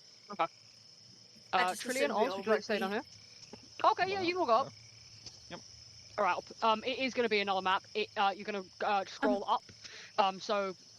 If it doesn't refresh, then I will put you on it. It's not the biggest of rooms, so I'm just going to move the four Hubert of you. might need to stay here. Yeah, Qbert can stay here with CL. Yeah. Oh, question, alright. Ronnie, just quickly before Yep, we absolutely. move on. I know inspiration rules with you, especially ones that are redeemed through Twitch and things. Is the inspiration you're giving me for this session only, or does it carry on? No, Twitch inspiration is just for the session. That inspiration that I've given you is whenever you want to use it. Fabulous, no worries. I just wanted to check that before we moved on. Yeah, no problem. There should be a little thing on. You probably would have already seen it, but there's a little inspiration box on the 2024 sheet that you can tick when you've got it. Yes, I do. Cool. That's fantastic. All right, Thank fantastic. you. Okay, yeah, no problem. All right, so Odette, you will climb another set of stairs. They're not as narrow, and they lead upwards, and you'll watch as there's a shadow cast at this corner of the room as you go up into the hoard here. At the top of the stairs, you'll see that there is a door. The lock looks like it is rusted, and the planks of the door are very worn and coated in a thin layer of dust. I'm going to guess you're going to open the door with a key, yeah? Yes. Okay, I'll go ahead and put you in the room. So this is going to take you into Bavlorna's bedroom. The room next to it is the hoard, but you should be able to see it once I move you up to it. Okay. As you put the key in the lock, it's a little bit finicky. It's almost as if you were trying to find the lock for a moment because it's just been here for an amount of time that you can't even quite imagine, given how old you suspect the hags might be. You manage to find the lock with a little bit of takes a little bit of strength, but you manage to turn the key in the door, and you make your way into Bavlorna's bedroom. I'm just going to put you up on this. Can everyone see that? I've just put you a little bit higher up on the map. Yep. Yeah. Okay. All right. As you make your way up the stairs into this room, there is a ball of light, which is the will-o-wisp here that you can see on the map. But don't worry, nothing here is hostile. That bobs above the rafters, casting shadows over this room, in which the owner's messy habits are full on display. Rumpled and mouldering rugs share floor space with food scraps, stacks of dirty dishes, and tipped-over clay pots whose plants have long since died. A bed that occupies one corner of the room has a pile of straw in place of a mattress. In the opposite corner stands a squat chest of drawers with a watering can resting atop it. The only other furnishing of note is a stocky wooden chest with a sturdy iron padlock. It sits in another corner between two closed doors. I say closed, but you can see that these doors are ever so slightly ajar, just to show the door is here. For some reason, I don't know why I can't just open the door on my end. Let me see, can I, is that a door? Can I open it? No, I just got to put you in the next room. Oh, there we go. It's a wall. No. Or, let me just go ahead and remove that for now. Okay. One door seemingly leads out to a balcony, peering through the windows of what little light is offered through the thick of the fog. The other door is ajar, leading to a room that you suspect is Bavrona's hoard. So that is just the door here. Sorry, I don't know why that's a circle. Here. So the one to the left is the one outside, and the one to the right is the horde? Yeah, so there's one door here, and then there's the other door into the hoard is here. Okay. Well, Odette does not want to be in Bavlorna's room for a very long time because it is stinky. It is. She's just gonna go into the horde. Mm-hmm. Oh my god, there's a Lornling here. Is this locked or is it open? Sorry. No, it's open. That's her hoard, so you can just go in. Okay. Okay. As you come into this room, this musty. Sorry, what's up, Trillian? I was gonna say I was just gonna do detect magic again, just in case. Okay. I'll give you the feedback on that in a second. So, as you come into the hoard, Odette, this musty room looks like a miser's attic. I'm not even joking, Lauren. It literally says miser. I have just had fucking snow miser flashbacks upon reading that. Oh my god, right. Lying in tall heaps are discarded blankets, quilts, cushions, and clothing of all shapes and sizes, not to mention musical instruments, toys, dolls, jewellery boxes, flower vases, child-sized caskets, and broken furniture. Among the heaps of junk are a few oddities, including a stag skull hanging on one wall. And actually, if you zoom in on the map, you can actually see it a day. It's just there. Yeah. A white porcelain jar with chicken legs standing on a table, a fancy helmet placed on the faceless head of a wooden mannequin, and a 5-foot-long bronze statue of a giant frog squatting in the corner, its mouth agape and filled with impenetrable darkness. A weak croaking sound calls your attention to a tiny shriveled figure lying on the floor. It is one of the Lawnlings, and it lets out one final gasp here before dying.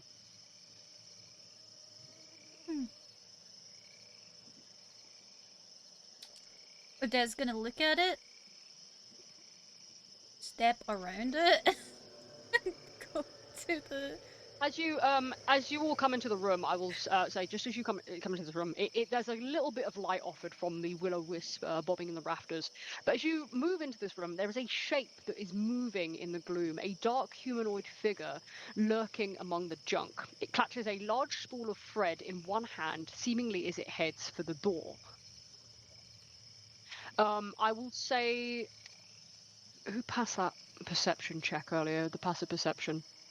Me not me. and Odette and Trillian. Trillian. Yeah. You recall earlier how downstairs the figure that Bavrona was entertaining, Charm, this darkling, actually was missing a shadow.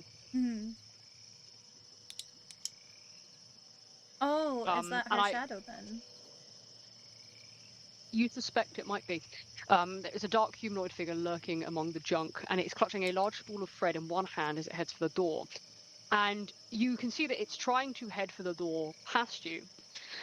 And it doesn't seem like it's going to attack you. And it's got this spool of thread in one hand. Looking at the spool of thread, I will describe this to you as it's described in this on my DM screen here. The color, the thread is to your character, the thread is the color of frustration and self-doubt. So whatever you, as a player and as your character would perceive that color to be, that's what color it is. Is the shadow stealing this? Sure looks like it. Oh. Hmm. Can Vivi see this shadow, or is it only perceivable by Trillian and Odette? No, you can all see. You can all see it. I just wanted to mention to them because they passed that check earlier that it calls back to when they saw Charm was missing a shadow. All of you, if you come into the room, can see this thing. Yes. Ah. Vivi's eyes Truly like also- just narrow a little bit as she looks at it. But go ahead, Trillian. I was gonna say Truly would just step through just so she can see it, but you go ahead. No, all she was gonna do is just look at it, go like look at it in a way of like, what the fuck? I think that Shadow is stealing that thread, and if I am not wrong, we might get blamed for it. What? Well, she told me not to touch anything other than the skull, right? I'm not in charge of the Shadow, course. but I think it's a trick. Oh, the little shit! Yes, we have to stop it.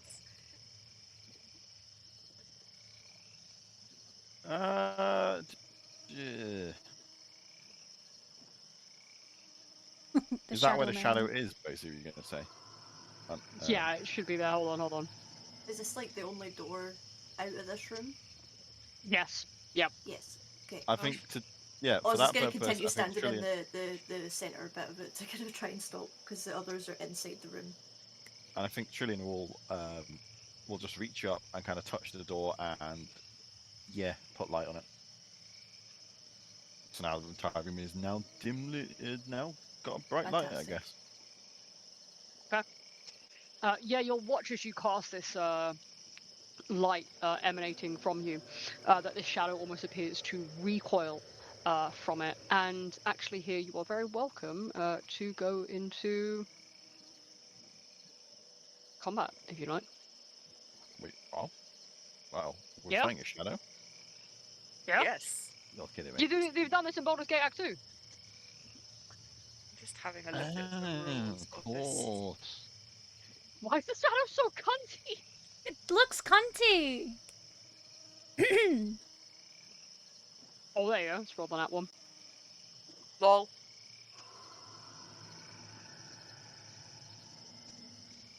Let's get. Wait. It's okay. It's still higher than the shadow. Oz What is is just ascending number? And the I was gonna say Confused. 6, 5, 4, 3. We just need a 7. all right. As this dark figure clutching this spool in one hand, seemingly bringing it closer to its shadowy form, seemingly almost shields itself with the other arm from the light, we will go to Adet first. Okay. Let me see.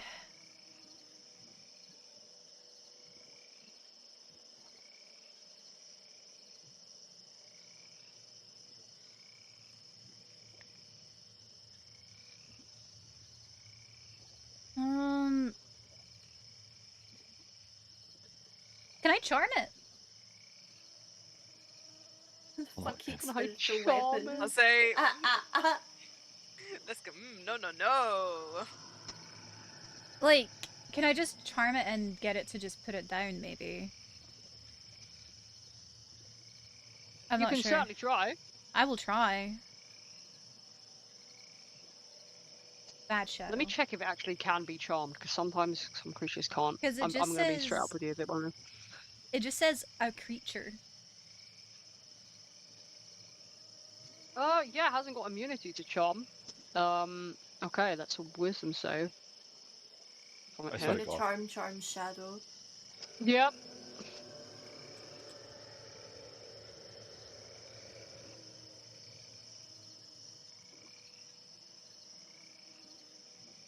Fuck. Me and the shadow will not be friends, I don't think. Right, wise. Ah, hail shadow. Okay. Alright, the charm will not connect, but a very valiant attempt at it. Is that your turn? I'm gonna take Clapperclaw's head as well. That would probably be an additional action, but I'll allow you to do it because you're just dislodging something off a wall and you'd be doing it anyway. Yeah. Okay. Thank you very much. I will go to Oz next. Thank you. Okay. Oz is gonna, I guess, come inside the room a bit, but still stay close to the door. And let me have a look, see at my spells. Oh no, where did it pop out to now? It's been buggy with me today, I apologise. No, you're fine.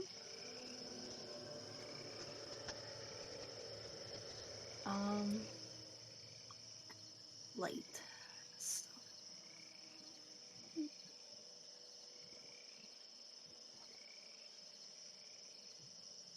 Okay, I'm gonna... Can I go to try and like make a hit with my sword, with the two-handed long sword? And if that succeeds, That will I miss, will... I'm afraid. Ah, never mind. I will try again next time. I think No that's worries. all I can do at the moment, so I'll need to pass my turn on. No problem. Thank you for your bold attempt. Trillium, we'll go to you next. Okay, I am going to use my bonus action first to summon a.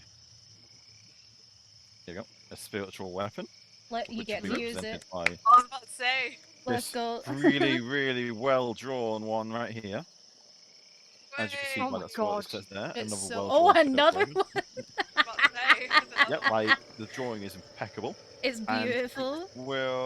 it will immediately, I think, yeah, immediately make a spell, a melee spell attack against the shadow. Why does it want to cast it? I don't want to. It does 11 hit. No, that just misses, I'm afraid. Ouchie. Okay, well then in that case, what was the other thing I was going to do? Don't want to do that. In that case, we are going to use the main action for a guiding bolt. So we're going to do that. Level 1. 16. Yep, that will hit. Let's see the damage. It is going to be vulnerable to this, so it's going to take double that damage, and that will actually kill the shadow in one. How would you like to do this? Oh my Oh, god. okay. Well, you'll Hell see. yeah! You'll see Trillium in one hand kind of Let's raise go, this Herbal. raise this spiritual weapon into existence, and kind of move it to attack. And she'll see it miss. You'll just see very frustrated. She'll kind of just grunt frustratedly, and you'll just see the orb appear in her other hand, and she'll just flick it forward and then as the shadow disintegrates again, she'll look shocked at how quickly things have been finished, and she'll This just is look at him and go, "I didn't expect that. Do that." This is a great day for combat. So, as you fire this guiding bolt from your hand and it connects with the shadow, you'll watch as it begins to be wreathed in this holy fire that begins to ebb away it like the dance of flames. It quickly turns to embers, dropping the spool on the floor and leaving you in the quiet of the attic. Well done. Does the spill just drop to the ground? Yep. Alright. Don't touch it. Well, I by spiritual weapon again.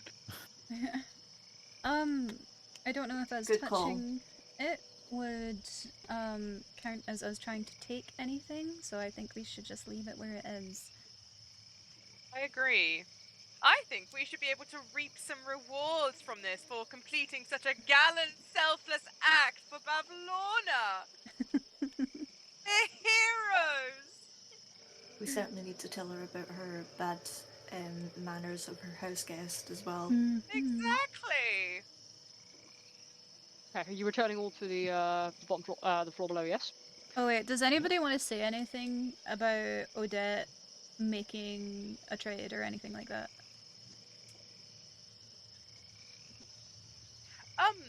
Vivi will look at her for a minute and just, again, she'll sort of nod and say, I think it's great that we're helping Clapperclaw, but are you sure you want to give that memory up?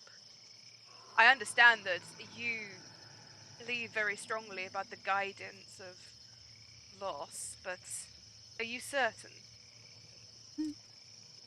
Of course. The way I see it, I have something to be gained, so I do not mind losing things in order to get that. As long as you don't lose yourself or something important, I guess it's okay. And making sure things are better for you, I guess, is always a goal. With my lady's guidance, I'm sure I will not stray from the correct path. Is your first kiss something that you're keen to forget? Not to make any assumptions, but is it a fond memory? A good point. I had my own reservations in thinking that maybe Lady Odette wanted to forget such a memory. I believe, as a strong conviction you have as a woman, that you wouldn't make such a bold offer unless you truly weighed the pros and cons of it. And if it wasn't something that perhaps wouldn't necessarily deprive you of anything. I wouldn't. I hope. Oh, sorry, you go first. So I think Trina will look a bit sad and go, but I mean, as long as you won't miss the memory, it's sometimes things are important. But Could I get Oz and Trillion to roll for me? Like just a straight d20. Ooh. okay. Oh shit. Oh wow. Oh shit. Oh my god, okay. Odette will look between the three of you and she will smile and she will say, it's not so much that it's a bad memory. It's not so much that I want to get rid of it. It's more so the fact it hasn't happened yet. You mean you? Oh. I mean, sorry. I just kind of assumed. Well, with you being noble, and she'll blush a bit and go, yeah. How clever to make a bet as such in advance. Of course. My hand is promised to whoever my parents decide. So normally I would not act on any types of emotions surrounding love or whatnot, so I haven't done it yet. Which does beg the question how I'm supposed to give her that memory. So, she'll turn to Trillian very quickly, and she'll beckon her down to her. Oh. Trillian will just kind of be like very confused, and just like lean over, going, "What's going on? What?" And she'll give Trillian a kiss. No way! I think Trillian will very quickly back away, very shocked, and put a hand over her mouth and go, That's not fair. I mean, I get what you're doing, but you didn't. What? No. Then you'll just kind of see just if it's an anime style, you'll just see steam rising from her head as just she overloads. Oz is just shocked and stunned into silence. Same. You'll just sit here just go, but I did. Odette will take a step back, and she's like holding Clapperclaw's head right now. And she'll just smile and say, "It gets us what we want, no? And though I might not remember, you all will. But it also gives us the opportunity to see how Bavlorna takes these things." I see. It's unconventional. Yes, but It works.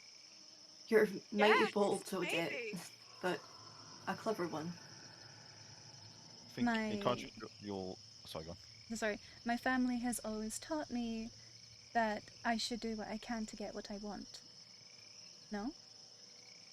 And this is definitely something I can do without bad outcomes, I suppose. You'll kind of see Trillian still has a hand over her mouth, and will kind of scowl and go, "But you didn't even ask, and that's the kind of thing you should be asking for." I You're know, quite right. it doesn't seem too important for you because it's just a transaction at the end of the day. But still, that was mine as well. See. Well, Bavlorna got the two for the price of one. Or maybe again we can turn this to our advantage. Oz, like you can see, he's like red face, and he's just the situation is getting to him. The fact that he just saw two girls kiss is just finally like hitting him as well, and he's just kind of sparkled. There would be like little birds flying about his head right now if it could be. Oh, I see. Odette is she's gonna think to herself for a moment. Well, since I took something from you, you may punish me however you see fit after we get all of this sorted. I don't know what that Your means, plan. Adam. It's not that. He's just feeling very awkward and trying to make light of the situation, try and see a positive silver lining. I think Trillian will also scowl and just go. I don't think that's the way we do things. Also, that also basically just means it's just a term for a guy who's into like Yuri and stuff. Oh, no, I think Oz is just flustered by anything like that. if Oz had rolled higher, it would have been him. Oh, Oh boy. I was just leaving it up to the dice. wow. No, like this fits really well. That's great. I am sorry though, Trillian. I guess I just assumed a woman of your stature and experience would have. It's my fault.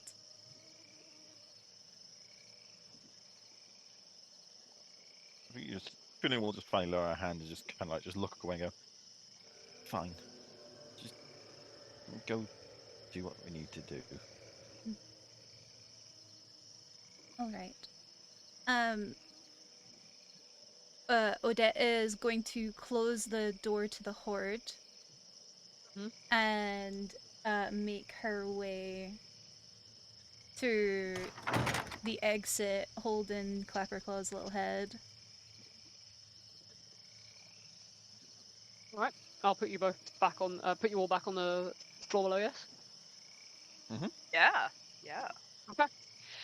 As you head out of Bavlorna's bedroom, locking the door shut with the rusted key into the lock that almost feels like it's falling apart as you do so, Odette, you come down the stairs, as do the rest of you, in front of Bavlorna again. And you'll notice that as you have done this, the Darkling Elder that sat across from her charm is no longer there. Oh. Odette is going to step forward, holding Clapperclaw's head and the key. But before she does or says anything, Miss Bavlorna, there was a shadow in your hoard that attempted to steal some thread. My friends and we dealt with it, but I can't help but feel the person sitting across from you, who evidently had no shadow earlier, might have been the cause of this. You'll watch as she sinks both hands, her knuckles warted and skin cracking on the back onto each side of the love seat. She'll turn her head in this painstaking noise of several bones just seemingly cracking into place. She looks at the seat where Charm was sat, and she will turn back to you, and she will say, I knew it. That dastardly sister of mine. I just thought Charm was coming by to pay a visit, indulge in some tea, and share some gossip with me. I should have known, coming from hither, that she was likely looking to do something mischievous. and she sighs, and you'll hear there's like a croak from her chest as she heaves. But she turns back to you all with this unnerving smile, full of teeth that gnash together, And you think for a moment, despite her hideous appearance, that she genuinely looks quite grateful. And she will say, Endelyn has her way of being able to snip people's shadows from them with her scissors of shadow snipping. Usually she'll cut people's shadows loose and transform them into separate creatures. I should have known that old hag wanted my spool. But, her aside, you have done me a kindness this day, and for that I thank you. I did think I could hear something upstairs, but usually it's just the lordlings scurrying about. I'm glad to hear that her plans have been thwarted. Another thing to get her back for, I suppose. Thank you. And she'll she'll hold her smile here, and she'll say, "One good turn deserves another. I know we were in the middle of a deal, so I allow you to ask of me what you'd like in response."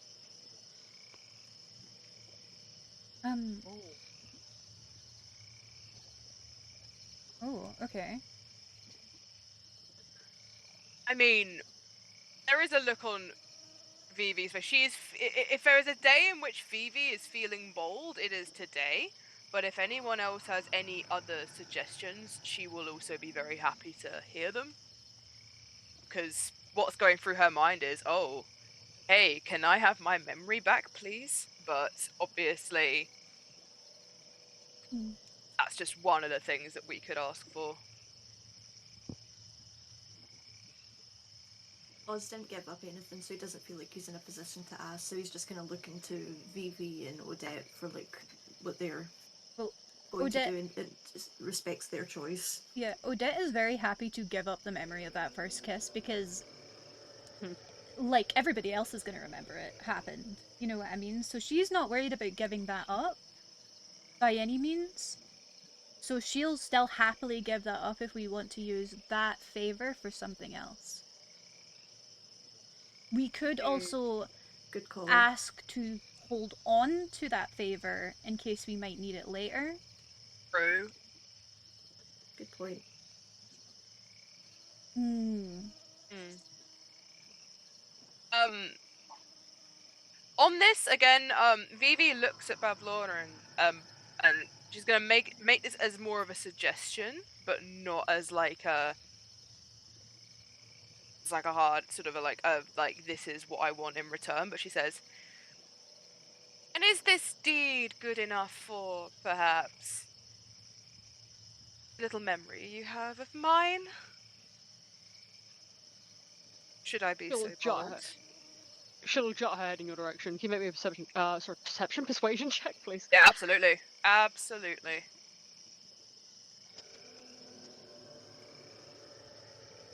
Okay. Her eyes will dilate as she looks at you, as her smile will seemingly creep as her edges of her mouth begin to widen. She will say, "Such a charming little house guest you have been. I would still like that portrait in return. But if yours is the only request from your little troop, then how about this? I will give you half of your memory back. Mm. And you can have the other half when you return me Skabatha's portrait." I think that's a good deal. Yeah. Vivi will cast her eyes sort of again like over to Odette and the rest of the party, but sort of again sort of mainly Odette and things, considering what the kind of bargain that she's put up. And again, I know that she says she's happy to potentially like put that on the table, but she's kind of like her eyes sort of cast through and go and say, "If you will think this is unwise, and there is a favor is a favor, and fetching that portrait may not be as difficult a task as daunting as it seems right now. We might just get that done, and call the favor for another time. But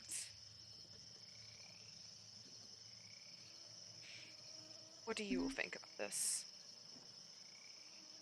I would be happy to see your memories return to you, Vivi.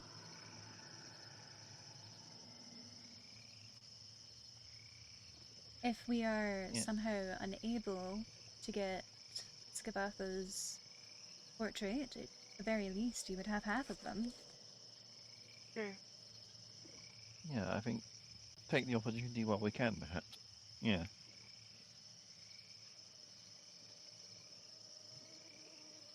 She'll also look to Oz as well and things. Whatever you choose to do is truly up to your own convictions. I can only stand by you as a friend. Vivi will look at Bavlorna. She'll have her hands under her chin. She'll think for a moment, really like assessing her sort of the options and things, or what the potential for this. And she'll cast her eyes back up to Bavlorna and say, "And the deal still stands. If we bring this portrait of your sister back, then I shall have that other half." Of course. I would be bound by the deal as much as you would, so I would have no choice but to return you the other memory.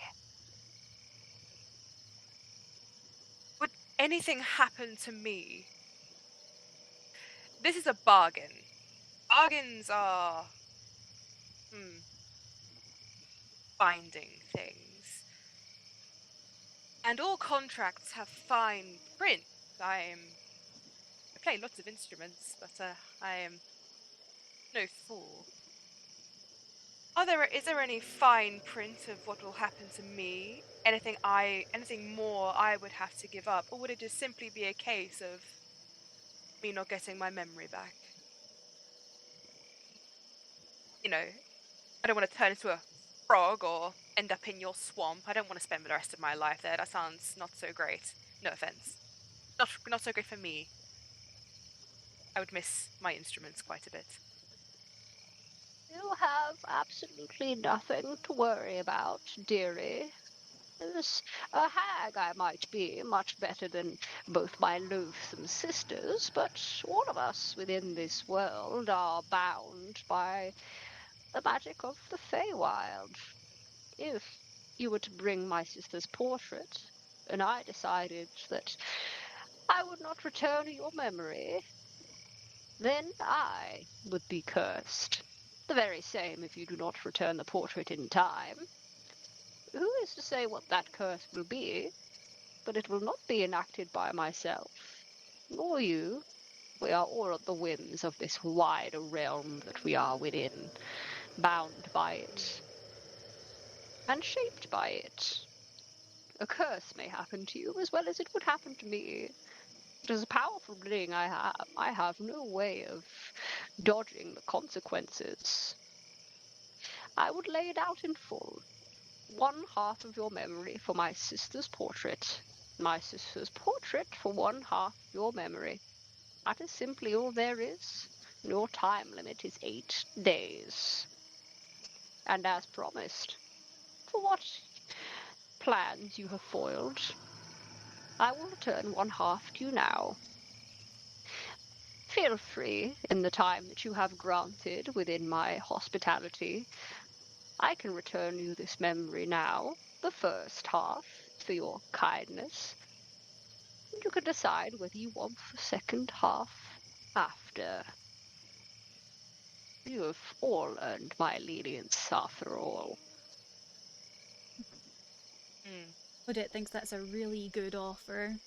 Yeah, it's like deal or no deal. Like we've got a call from the banker. I mean, Odette's like fucking like I don't know. Like, is Odette the banker or Noel Edmonds? Or is the banker the Feywild? Bavrona's the oh god, Bavrona's the banker, and the Noel Edmonds is me. Yeah. Yeah. That's really Yeah. funny. Yeah. The mental image of that is right. Yes. Well, I will let you, Vivi, and Odette decide what you'd like to do in which order. Riveting session here. We've gone from General Cuba at the pool to two of the most you know, I'm so locked in right now. Yes, same. Holy fuck. I Oh, want you to know, I'm I've been thinking about this for the past 3 fucking weeks. I Yes, know you have, same! and here you go. You both get to do it. All right. I'm so Whenever you like, excited. Ray.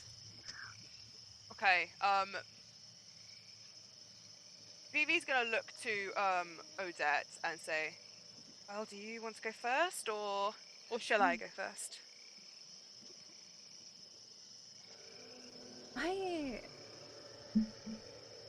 do not mind in either way, but I think it would be prudent to finish our deal before you start another, Lorna.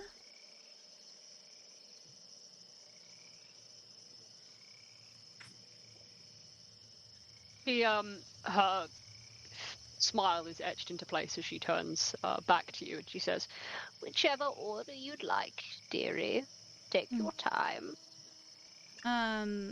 Odette will just step forward. Also, she will give Bavlorna her key back because she's still holding on to that right now. Yes, yeah, no problem. I don't want to leave All with right, it. she'll take it back.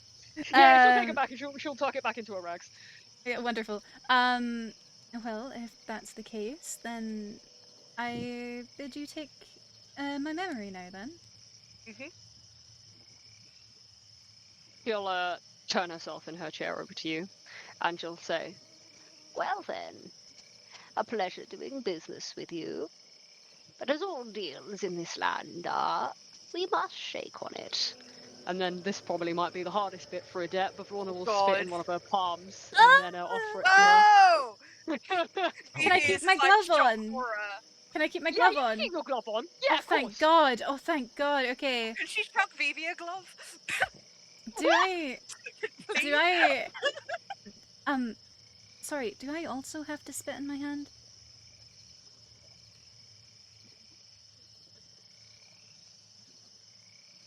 In a manner of speaking, yes. It Oh, binds one through blood. Well, not literally, but it's the closest thing to. It's the way oral deals are conducted here in Prismere. I see. How interesting. Um, Odette like opens the palm of her hand. Me too, gelatinous cylinder. And she very clearly and very uncomfortably spits into her own hand and holds it out to Bavlorna to shake on it. Ooh. She will grasp your hand, feeling her warted fingers meet yours, and you will feel as her darkened nails will clutch onto the back of your palm. Not harsh, but still firm. And you will feel there's almost all of the air is almost sucked out of the room here as you feel it is replaced with this magic that feels like it descends and tingles across your skin. And then suddenly you feel your heart very present and beating in your chest very loudly as if a drum within your ears. As you almost feel dizzy by this. The room feeling like it is swimming within your vision. And then just as this happens, she will retract her palm from yours. Out of thin air, with her other hand, she will conjure up an orb, just like the one that she holds Vivi's memory in. And she will bring it to your forehead. It's just a very clear crystal sphere. It's very cool to the touch. If you'll find her to press it onto Adette's forehead. Yeah. Okay. As she does this, you will watch as as you lean into this sensation and you close your eyes, you'll hear her say, Just relax, dearie. It won't hurt a pinch.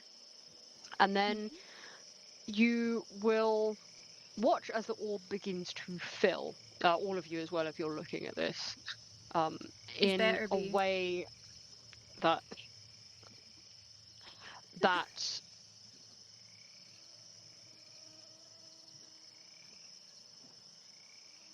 looks like smoke filling a clear space in front of you.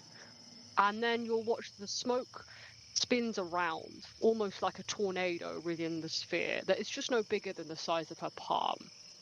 And you'll watch as the smoke begins to disperse, rebounding off the edges of the sphere, and then it will fill with colour. And the scene, presumably of Odette's first kiss, will begin to fill the inside of this crystal sphere, no longer clear, now coloured with a palette of Odette's memory. But much to your surprise, the scene that begins to transpire is not the one that occurred upstairs. Oh. Oh no! Oh shit. And Shit! you'll look into the orb where you imagine for a second it might just be taking its time. You see as blots of green begin to fill the page. You wonder if they will muddy with colour like the walls of Bavlorna's bedroom. You see intently as Odette's face is so visible among the canvas, still with her dark red hair and her pale skin. But as the scene so distant and so small within your vision begins to cloud this sphere, it is not Bavlorna's bedroom. And you realise that as the full figure of Odette begins to take place, she is sat under a very tall willow tree. There is someone next to her, and you can't quite make out the figure. You can't tell if they are a man or a woman or someone else entirely, sat on a woven mat that looks like it's been carefully crafted out of tree branches. The grass looks soft and verdant beneath where she is sat, carefully cradled in the shadow of this willow tree. And you realise that Odette's face here looks much younger. You can't tell an age, given that Odette seems like a young woman anyway. But there is something noticeable about Odette's appearance. She is not clad in her black robes that dictate her as the cleric of trickery that she is. She is in something much more vibrant. Colours that are green in nature, not too dissimilar from the willow tree that she's sat under. Her hair dances in time with the willow branches, and these pastel colours of the land, of these light greens and golds like the sun, and light browns of the earth clothe her skin in a robe that is draped over her and looks far too big for her as it hangs off her shoulders. And you're watching the shadow of this vision as she leans in to kiss this figure next to her.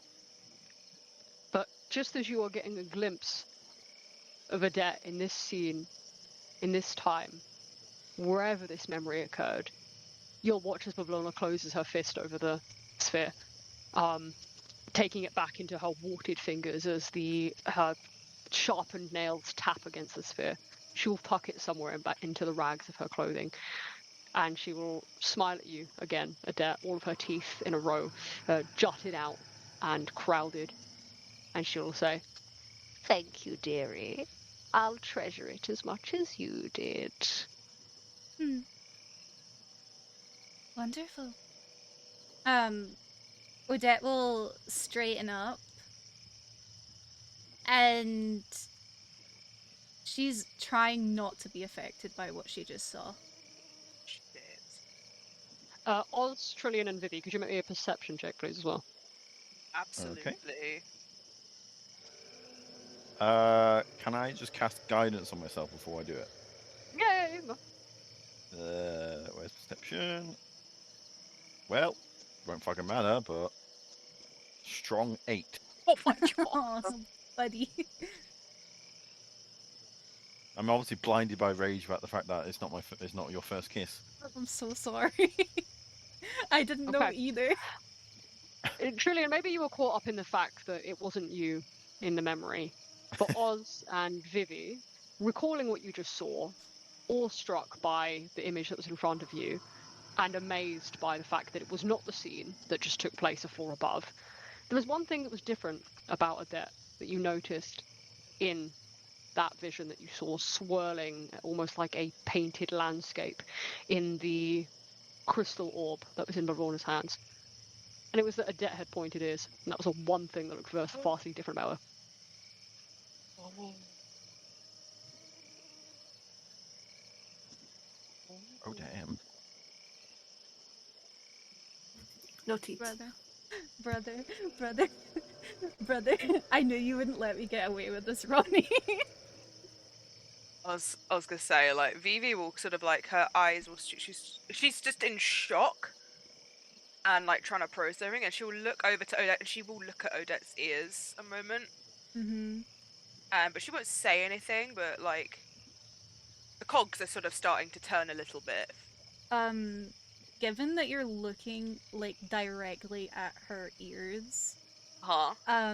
you would see that on like the cuff of where the ear normally is, it looks scarred, almost like there's little red markings along her ears that you probably wouldn't have noticed when her hair was up.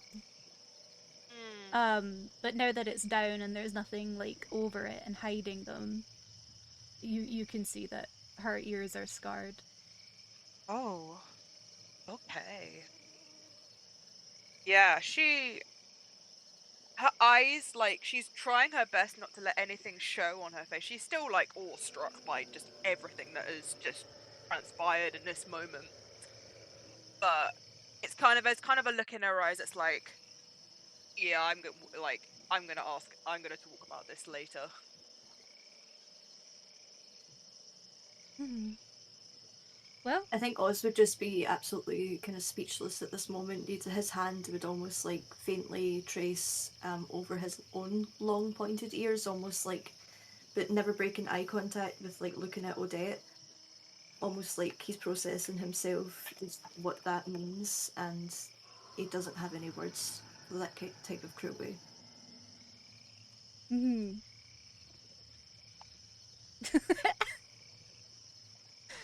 um, Odette is going to straighten up and she is going to smile at Bavlorna. And she'll say, "Thank you for entertaining this trade. Um, I believe it's your turn, Vivi." And she will step back, quite far back, really. And she's just going to be holding Clapperclaw's head, like white knuckle grip in it. I think before anything goes, Lauren, before Vivi goes up to enter, Lauren, just check check your relevant channel, please. Shit, sorry. No, you're fine. Trilling You're fine. Don't worry. It's Trilling will not just big. kind of Not look big. at Vivi and Oz go, what That's good happened? question. I didn't see the memory. Why do you guys look so shocked? No, you did see the memory. Oh no, but as in like the particular bit. Sorry, as in you guys look Oh, sure. shocked. Okay. I mean, we saw the memory. What I mean, is it really that shocking that was that she had the first kiss she didn't remember? Trillian, we'll talk about this later. Oh, okay. Is that bad? Oz just kind of Okay. like looks at you and he shoots you like a kind of serious, like, don't right now look, and it's probably like the most cross he's looked at you before. Trillian will get the memo and just shut her mouth. I love you. I love you both so much. By the way, I was so like nervous and stressed out during all of that that I haven't taken any notes since Odette asked Bevlorna to take her memory. I've been so I was like, I'm gonna have to watch the stream later to take notes because I will take that as a compliment. You're doing No, so seriously. good. Holy shit. I'm like clammy. Like my palms are sweating. Yeah, my knees are weak. Knees weak, palms sweaty. My feet are cold. It's not over yet. You gotta wait and see what memory Vivi gets. I know.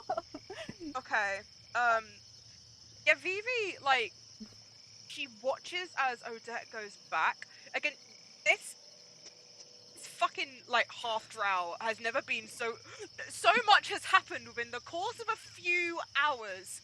We have had a gelatinous cube come out of a scummy like water pool, a stagnant So much has happened, and it's now our friend, and now all of that has just happened. Like she's lost for words is an understatement. Don't worry, Lauren, it's not over yet. Oh yeah, yeah. Her eyes like just follow Odette like completely speechlessly. Just they're wide and just really shocked, but not in a like horrified sort of way, but just very like worried sort of way for Odette. And she looks back at Avalorna. Her body just feels like it's on air at the moment in the sense that she just like she's just been in so much shock. Yeah, so she takes a step forward. Again, it's just the silence is so thick. Like you know, even her footsteps are like silent. Oh, okay, two can play that game, Ronnie. um, and she looks and she goes, "Well, I could write a good song about this, I guess." And she opens her hand. Says, "Half of my memory, and the other half upon my return with the portraits. Deal's a deal." She will extend her own long-fingered, warted hand and spit into where the cracking skin is in her other hand that she used, not the one that she shook with the net. Mm-hmm. She will extend it to you and say, A wise choice. I hope you are all the better for it. and she will go to clasp your hand, Vivi, and the same notion will happen to you, feeling like all the air has been sucked out of your lungs. As for a moment it is hard to breathe. Your head begins to spin as the room swims around you, or everyone in the room swirling in your vision. And as you feel as almost you might even fall over with how you feel like the room is almost rocking you. And this sense of magic will return all the air into your lungs as you take a very tingly inhale in, and it is like there are these specks of magic that begin to descend and fall onto your skin in a way that's almost itchy. And as she lets go of her firm grip, releasing her sharp fingernails from the back of your palm, she will let go. And in the same hand, you will watch as, steadying your stance on the floor, where you feel the floorboards creaking, so pliable underneath your soles, she will go to retrieve the same memory you saw before. And you'll watch as, in one between her index finger and her thumb, she will go to sever this sphere in half, and you will hear as the glass almost begins to break. And as you think the sphere might shatter, it neatly divides in her hand into two separate crystal spheres. And she will put one away somewhere within the rags that she's wearing for safekeeping, tucking it away. She will hold the other out, and she will beckon you forward, or with one warted finger, just a little bit closer, and she will uh, look at you, and the stench of her is repugnant. She's hideous to look at, and you see all of the warts and wrinkles and cracks in her skin as her bulging eyes dilate and look at you. And she will hold this memory in the bottom half of her palm, and she'll say, Don't worry, dearie. It won't hurt a bit, but the memory might. and you'll see she goes to, in one fluid motion, anchor her fingernails to the top of your head. It doesn't hurt, but she will make it. She will go to press this sphere into your forehead, where you will feel that it's cool like ice, and the chill of it meets your skin, and then you will feel as it starts to melt. You almost expect there to be water dripping down your face the same way an ice cube would, but you find that it almost just begins to meld into your mind. You feel the front of your skull almost expand as in to accommodate this memory that has been so long lost from you. And as she uses a very soft pressure to push the sphere all the way into your head, you are met with this flurry of visions that plays out in one smooth scene. And it is all that you can see It almost stuns you on the spot, makes you feel like you can't move, anchors your heels into the ground. As for a second, the sounds of the swamp, the chirping of crickets and the croaking of frogs begin to melt away, and suddenly you find that you are back in Baldur's Gate. And Oh, it is a familiar feeling. And you think it's you that's in Baldur's Gate. It's a sound that you know very well.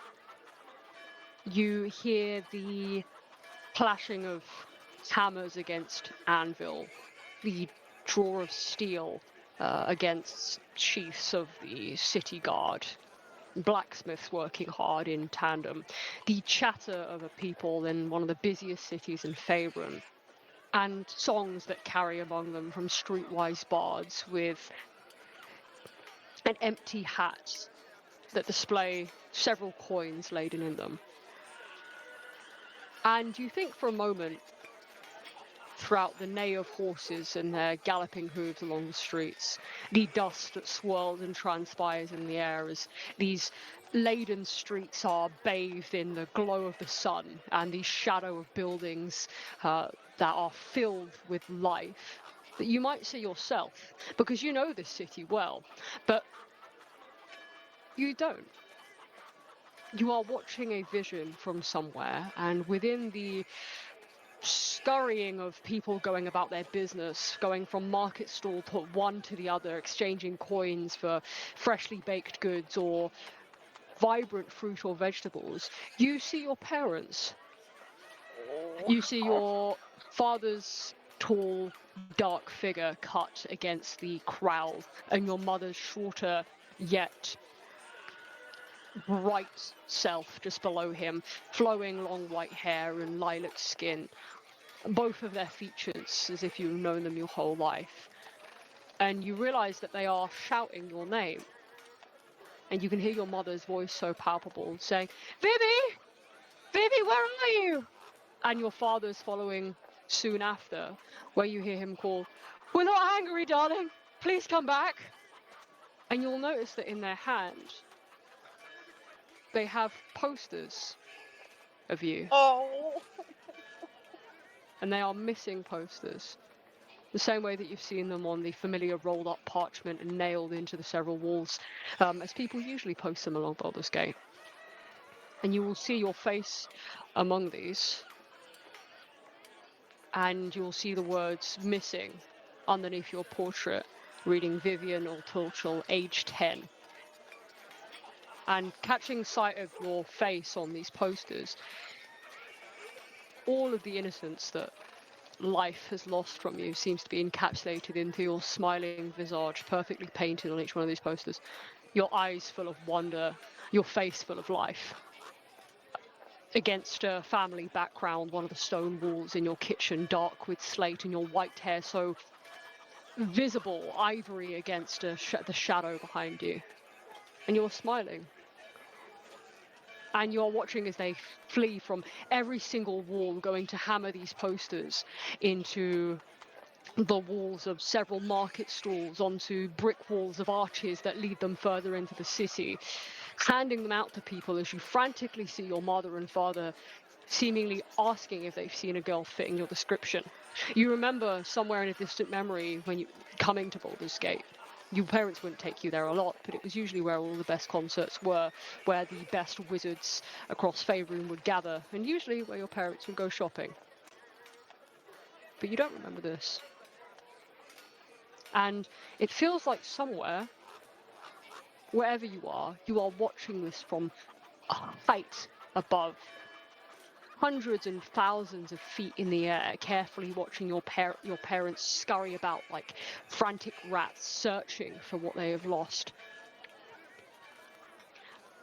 And you can't quite tell why. But in watching as they frantically and helplessly hang these missing posters up, looking for you, you are farther from their reach than you could have ever quite imagined. Wrought into their faces is fear that their only daughter is missing and they might never get her back. The anguished looks in your mother's eyes, the worry in your father's face as it contorts with the worst possible scenario he could possibly think of. You see two Waterdeep nobles reduced to humans, people so afraid of what your loss might entail. It is not academic, it is not the scold of teachers, nor the anger of people looking for something that's been taken from them. It is worry, and it makes your heart feel like it is being gripped in a vice grip in your chest. And it is agonizing. And you realize where you are in this vision, as your vision reels back to you. You are somewhere high within the skies, far above Faerun, where so far from the ground that you have known that the sky is not even blue. The clouds are no longer wisps as you are present among them, and you are somewhere held, unable to move. And all you can do is watch. And that's where the memory ends. My fucking god. My heart is breaking. What the hell? Oh. My brain is just like tearing itself apart. I'm thinking, what? I feel like I'm gonna cry. Slowly but surely, the sound of the swamps begin to echo in. The reluctant croaking of frogs, the quieted chirps of crickets, the repugnant stench of Bavlorna's room, the flies buzzing and flitting about her mouth, the rotted food kept in distant corners, the moss growing up over the floorboards, present and uncomfortable under your skin, and Bavlorna with an empty palm right in front of you, your friends right at her side. Oh my god. Shit. I'm fucking speechless, mate. I fucking... Same. Right, where's Ronnie's 3rd Michelin star? So, like, come on, has Thank you. Bavlorna got it hidden somewhere? Because what the actual fuck? Oh, I appreciate you so much. Right, if you look on fucking Discord right now, my desk chair at the moment is currently broken, right? I just need you to see what I'm like right now. I'm like fucking PewDiePie right now. My chair, like, fell back Are your like shelves this. new? Huh? Are your shelves new on your right? No, I've had those. Wait, these ones? No, the other one. I've had these for like 2 years, 2-3 years. Oh my god, I think every time I've seen your room's been dark. Okay, no worries. Oh, okay, actually, I get the stance. I see where we are. Oh my god. Oh, I should have taken a screenshot of Lauren making that face. That's actually such a funny reaction. I mean, I would like everyone in this session to know what I usually say, which are my forbidden words, which is I did no prep for this session whatsoever. I just knew what was coming. right, Oh man. going home. Right, we can all go home now. Ronnie! Oh, I'm so glad. I'm really pleased. You are insane! Oh, no, you mean so much to me. Oh my god. Are you insane?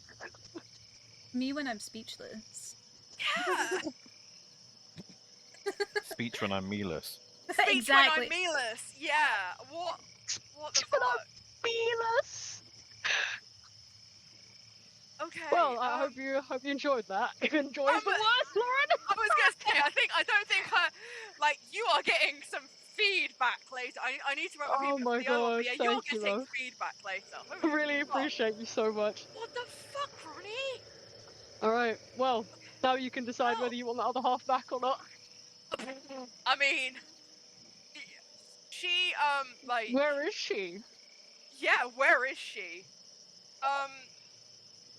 Just upon just that whole experience, if that can even sort of be put into words, she is just completely almost like swept off her feet, and as she kind of like falls to her knees, like there is a sort of trembling in her lip and goes, "I'm sorry, Mum. Sorry, Mummy." Stop, I'm gonna But cry. then she like but then she like blinks, and she's probably looking at Bavlorna's ugly ass fucking toes. And she's just like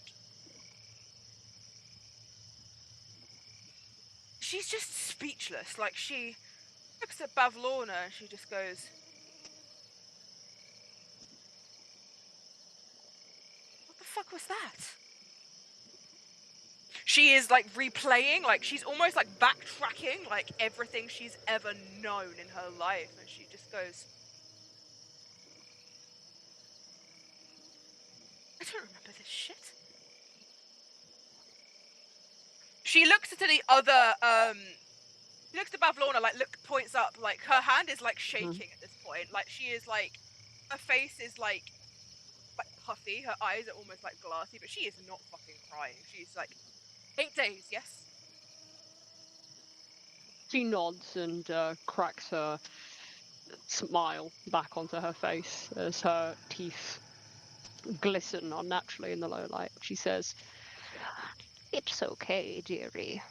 Sometimes we experience things so traumatic that we forget them, repress them, or sometimes they are taken away from us.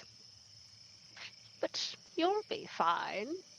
Find me Scabata's portrait and you'll have the rest." When you said you were going to give me a memory, I thought it would have been some silly little walk in the meadows in Waterdeep. I didn't think that it would cause me to question the last 10 years of my life and whether that is even real.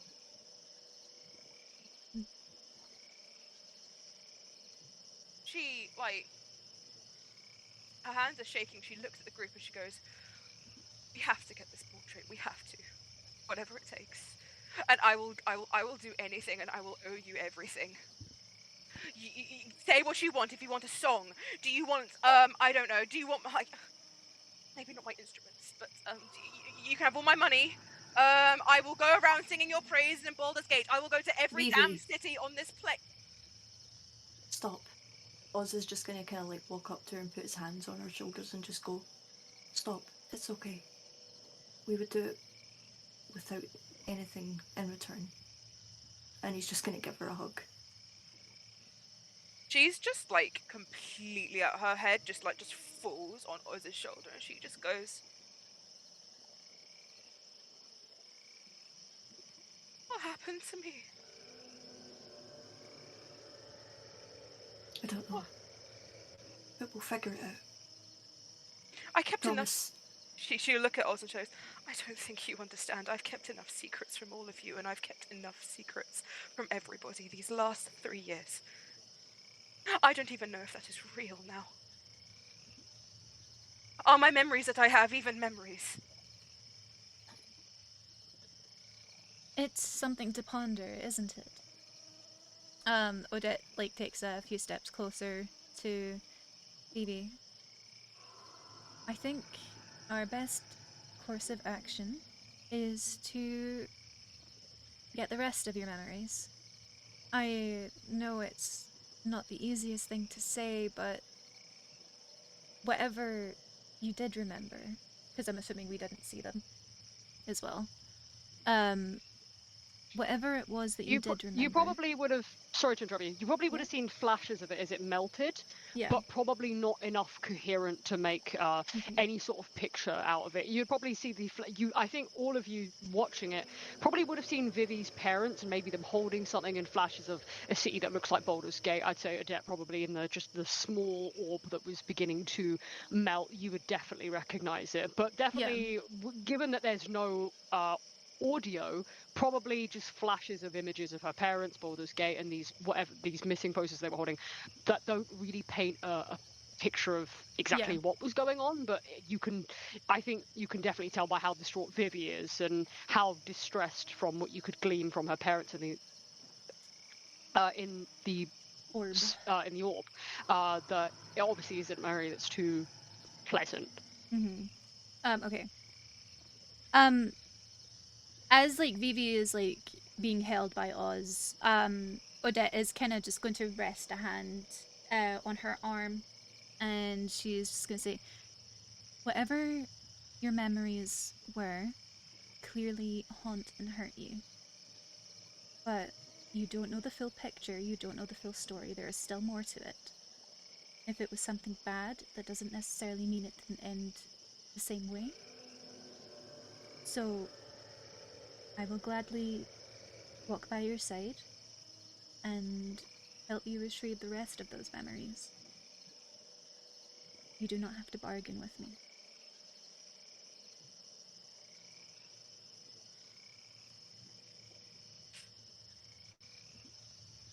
She'll like look at the three of you like with a sort of serious like look in her eyes, and sort of CL as well, and she'll look around all of you and go, I will not leave this plane alive until all of our memories are back. I don't make promises to people easily. At least ones that I truly mean with all my heart, and this one I do. Because when I tell you, a 10-year-old child would remember with all their heart if they were flying. And I don't remember that.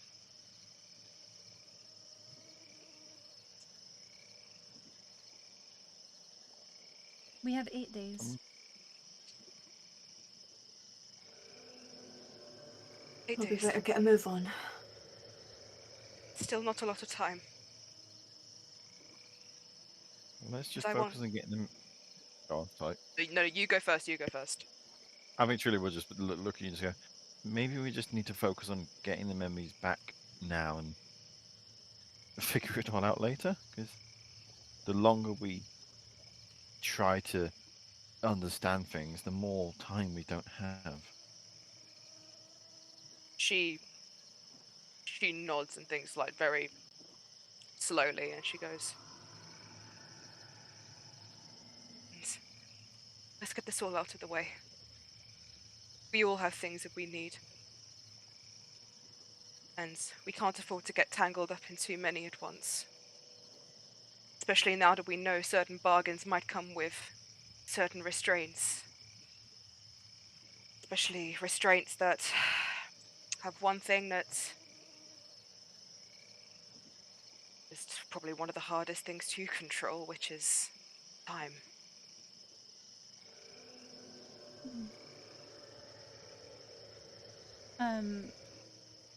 Odette is going to step to the side and she's going to address Bivlorna directly and say thank you for your kindness and sharing Vivi's memories with us.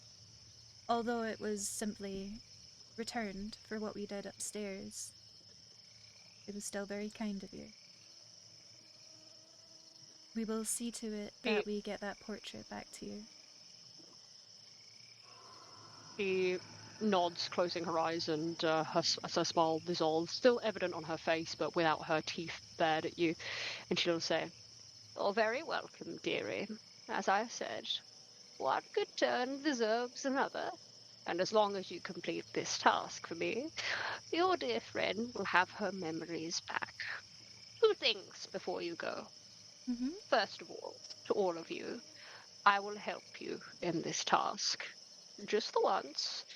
You may have spotted on your way over to my humble abode that the soggy court construct swamp gas balloons, if you'd like. Hot air balloons, I believe they call them in the prime material plane. You're welcome to take one of them over to Tither if that would get you there faster. There should be a pilot over in that area that knows the way, and given that you'll have Clapperclaw with you, the charming little scarecrow will probably be able to point you in the right direction towards Loomlurch. And the second, for you, Vivi, dear girl. Memories are a powerful thing. There's someone also here in Downfall that seems like they are as much of a skilled bard as you are. I know that time is of the essence, so either on your way there or back, if a tune within Downfall sounds familiar, then I've heard that on the prime material plane, bards like to make connections. She'll like look out the window almost as if she's looking directly at the person she's talking about. She says, he lives in the south. east of my swamp here. Pay him a visit if you like. He's usually perched on a tall toadstool. But I'm sure he'll be here when you return. So, no rush for first impressions. She turns her head back to all of you this point and says, I wish you luck. It's been a pleasure doing business with you. I look forward to seeing you all within the next 8 days. I have no doubt that you won't fail in your endeavor. Vivi will look at her with like certainty and goes, I won't. That you can count on.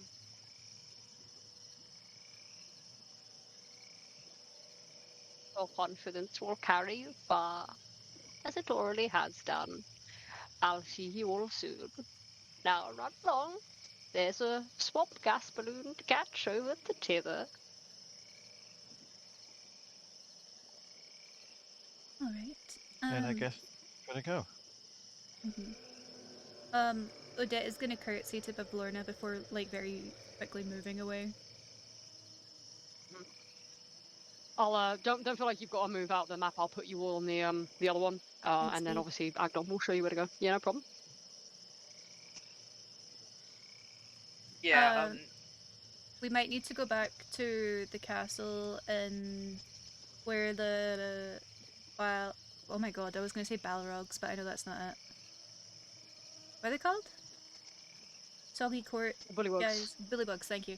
Because Trillian left her armor in there. Oh shit. yes, I did. Yep. Don't worry, I got you. I don't want you Oh, fighting gosh. armorless. We're also still wearing the Soggy Court stuff, so if we're going to see another Yes, you are. if we're going to go see another hag, it was probably a good idea not to wear the colors of a court that belonged to another hag. We could just dump it Right. in the hot air balloon. Any other comments to Bavlorna before I put you all back on the downfall map? No, I've had enough of this Vivi's bitch. fucking speechless. Like, Yeah, no words. yeah. All right. Okay. As you creak along the floorboards of Bavlorna's cottage, and she wishes you all a goodbye, baring her rotted teeth and waving one of her long, warted fingers at you, sharpened talons so visible in the low light, you make your way back out onto the platform leading up to Bavlorna's cottage, heading out of the way you came back onto the balcony where the skiff was docked. Perhaps you're all out of words, awed by the things that Odette gave up and what memory was returned to Vivi. It is a palpable shock that feels like it makes the air around you dense with awareness and harder to breathe. And as you return back into the thick of the fog and the density of the swamp, as the smells out here somehow are a mite more pleasant than Bavlorna's cottage, as the fog swirls around you and lily pads drift underfoot. You've got a swamp gas balloon to catch towards Tither. That is, after you put back on your armor that you've left behind in the Soggy Court Palace, and the skiff of Agdon Logscoff at your behest. And as you come back out onto the dock here, the decking creaking underneath your feet, as the structure of the bridge is held up and greened by the water, as perhaps been and stood here for years. You hear that familiar tune of a flute again, Livy, coming from the southeast. Here we go. Yep. And should me a history check, please? It's mostly for fun. I absolutely can. Jammed pack this session. I've given Lauren a free course Oh, meal for this fuck's session. sake. No, just do it with advantage. I won't have that. It's not fun if you roll one. Ronnie Yeah. refused. The refusal of the nat one is hilarious. You know, yeah. If anyone's played Pokemon, when it says, you give your Pokemon an order, but it's too high level, and it goes, you told this Pokemon to use this move, but it refused. That's me. Vivi, Oh my god. There's something about the tune coming from the southeast that feels familiar. It tugs at your heartstrings, almost pulling you closer by the body towards where it is. And it almost feels so familiar that you imagine that you could probably pick up the flute of your own and play the tune note for note. It feels like one you've played before. Every note held over the body of the flute that you have, knowing exactly where your fingers would place themselves. Somewhere ingrained within your mind, but for a reason that you can't quite tell. But you know this tune, that's for certain. You're not sure where you've heard it before, but the nostalgia of it seems to just pull at your chest in a way that evokes such a deep sense of sadness. And somehow, within the well of that sorrow, a mote of joy that feels like it's been so far flung from you. Evie's gonna pull out her flute and try and play it back. Mm-hmm. Would I need to make You won't... a performance check for that? No, because you've just made a history check, which is fine. I'll use that. No, you pull out your flute and somehow, bringing it to your lips, you manage to match the note one for one. In fact, as you go to play these notes, perhaps with a sense of hesitation, you manage to harmonize perfectly with this other flute. Now, for you as a musician and a bard, you know that's a very tricky thing to do, especially with a song you haven't heard before. But somehow it comes to you as if it's muscle memory. And Wow. you don't know where you've heard the song, but you imagine that it's one that you've played before with someone that you might have known long ago. I'm gonna pull a Nick here. Yeah, we're going. Okay. Agdon's got the skiff just tied to one of the posts on the bridge, and he'll say, "Well, right then, it feels like I can finally breathe again since we're out of there. We've got to make it to the soggy court to get back your clothes before we head off in a swamp gas balloon over to thither, but something tells me by the look on your face, Vivi, that you'd rather head southeast. Am I correct?" She kind of brings the melody that she's playing to a very elegant finish. And whenever you see Vivi playing her instruments, there is just this undeniable ease, and it almost feels like you can feel that this is this music is like her playing her music to her is like she's bearing her soul. And it's one of the only things that will never ever fail to make her happy. She'll sort of sigh wistfully, and she'll look at Agdon and she'll nod and she'll go,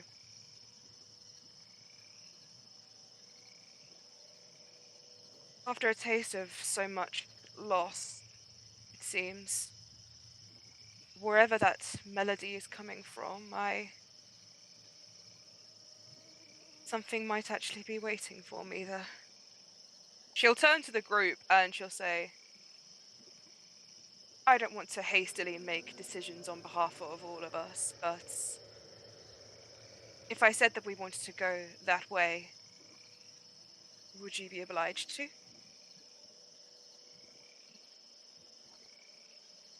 Well, Bavlorna did say to make connections with whomever was playing the flute, so I do believe you would just be following her words at your behest. I don't see anything wrong with it.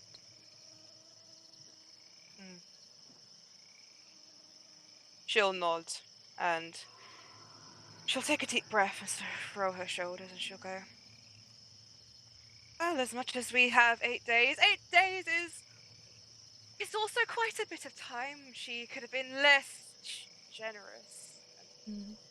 I guess, but I think after all of this, we could do with some positivity, and nothing to me means more positivity than good music. And that's exactly where I feel like I'm going to find it. And after all of that, I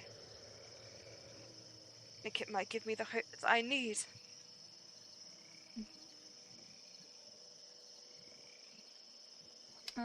Odette is gonna look at the others and kind of just Mhm. go, "Well, are we going?"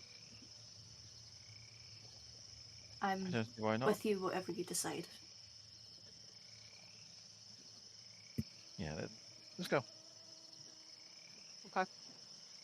Agdon will untie the skiff, and it will bob within the water as it accommodates to all of your weight. Pulling out the oar from his back, he will go ahead and row you across the water, where the fog will begin to part, and a very large, tall tree, barren of leaves, seemingly gnarled by age, is waiting on the other side.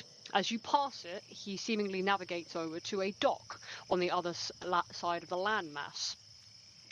And as he pulls the skiff over the murky waters beneath you, as the fog begins to dissipate around this area, he will park the skiff seemingly on another dock, where all of you will dismount, helping each other out of the water and onto another creaky dock. On this side of the landmass, southeast of Bavlorna's cottage, you'll find Vivi and all of you, and the music is louder. It seemingly is picked up in pitch, and it seems to be coming from the south. Feel free to move yourselves along this path, and I'll describe who is playing it or what exactly, where it's coming from, as you arrive there. Yeah, absolutely. Vivi will sort of just like almost follow as if she's in like a trance Mm-hmm. and just follow like her hand sort of on towards her ear as she goes step by step. Oh, hello. And as you head down this path, where planks have been carefully placed within the soft mud, allowing you not to sink, but uncomfortably place your soles across the planks that keep you anchored onto the ground, you find yourselves. Hold on, let me just actually make sure this handout is ready, because for some reason this guy didn't have a handout. Okay. Where am I? Downfall, come back to me. Oh my god. Alright. Oh my god, load. There we go. Okay. Are you all following her, by the way? I am. Yeah, Yep, I'm yeah, just invested at this point. I'm sorry. No, you're all good. You're all good. Don't worry. As you get closer, following Bibi along this path, where the fog begins to part around several tall trees, with leaves that seem to dull in color at this part in the swamp, your heart, as you hear the music swell, more audible as it hits your eardrums, suddenly feels cold, filling you with a sense of loneliness that borders on despair. A haunting, melancholic tune played on a flute reaches out to you from somewhere within a field of oversized toadstools. And as you follow the music to its source, you will find that there is a slender elf with pale blue skin, sat upon a 6 foot tall toadstool. There are fireflies that seemingly dance around him in time with his music. And he has black hair that is curled, and as he sits under a shadow of another toadstool that he is seated upon. And he needs to be playing this somber tune on a double flute. His features are angular and paint him as quite pretty. He has very modest clothes. They are well fitted. A white baggy shirt that is dressed over with a tunic that has a patterned hem that matches the one fit on his trousers, and long black boots that are curled at the edges. He has braces that are neatly tied around his wrists. And as you come closer to him, he will pause Oh his tune here, man. Hello. Wow, and hello. Hello. he will look over at you both as you approach. Sorry, I'm going to just move the rest of you down. Agdon will wait with Cubert. Um, He's handsome. and you'll watch as, at first, he looks as you all approach, and you'll imagine that there's a very deep sense of sorrow within his eyes. And he looks at you all, seemingly regarding you as strangers passing by. But as he spots Vivi, you notice that there is an audible gasp that emits from his chest. And his eyes widen and he puts his flute down. And he looks at you all, but you realise that he's addressing Vivi as he says this, and he says, "Oh, hello. Have we met before, by chance?" Vivi looks at him. Is there any does Vivi have any recognition of him when she sees him? I'm gonna make you roll me another history check with advantage.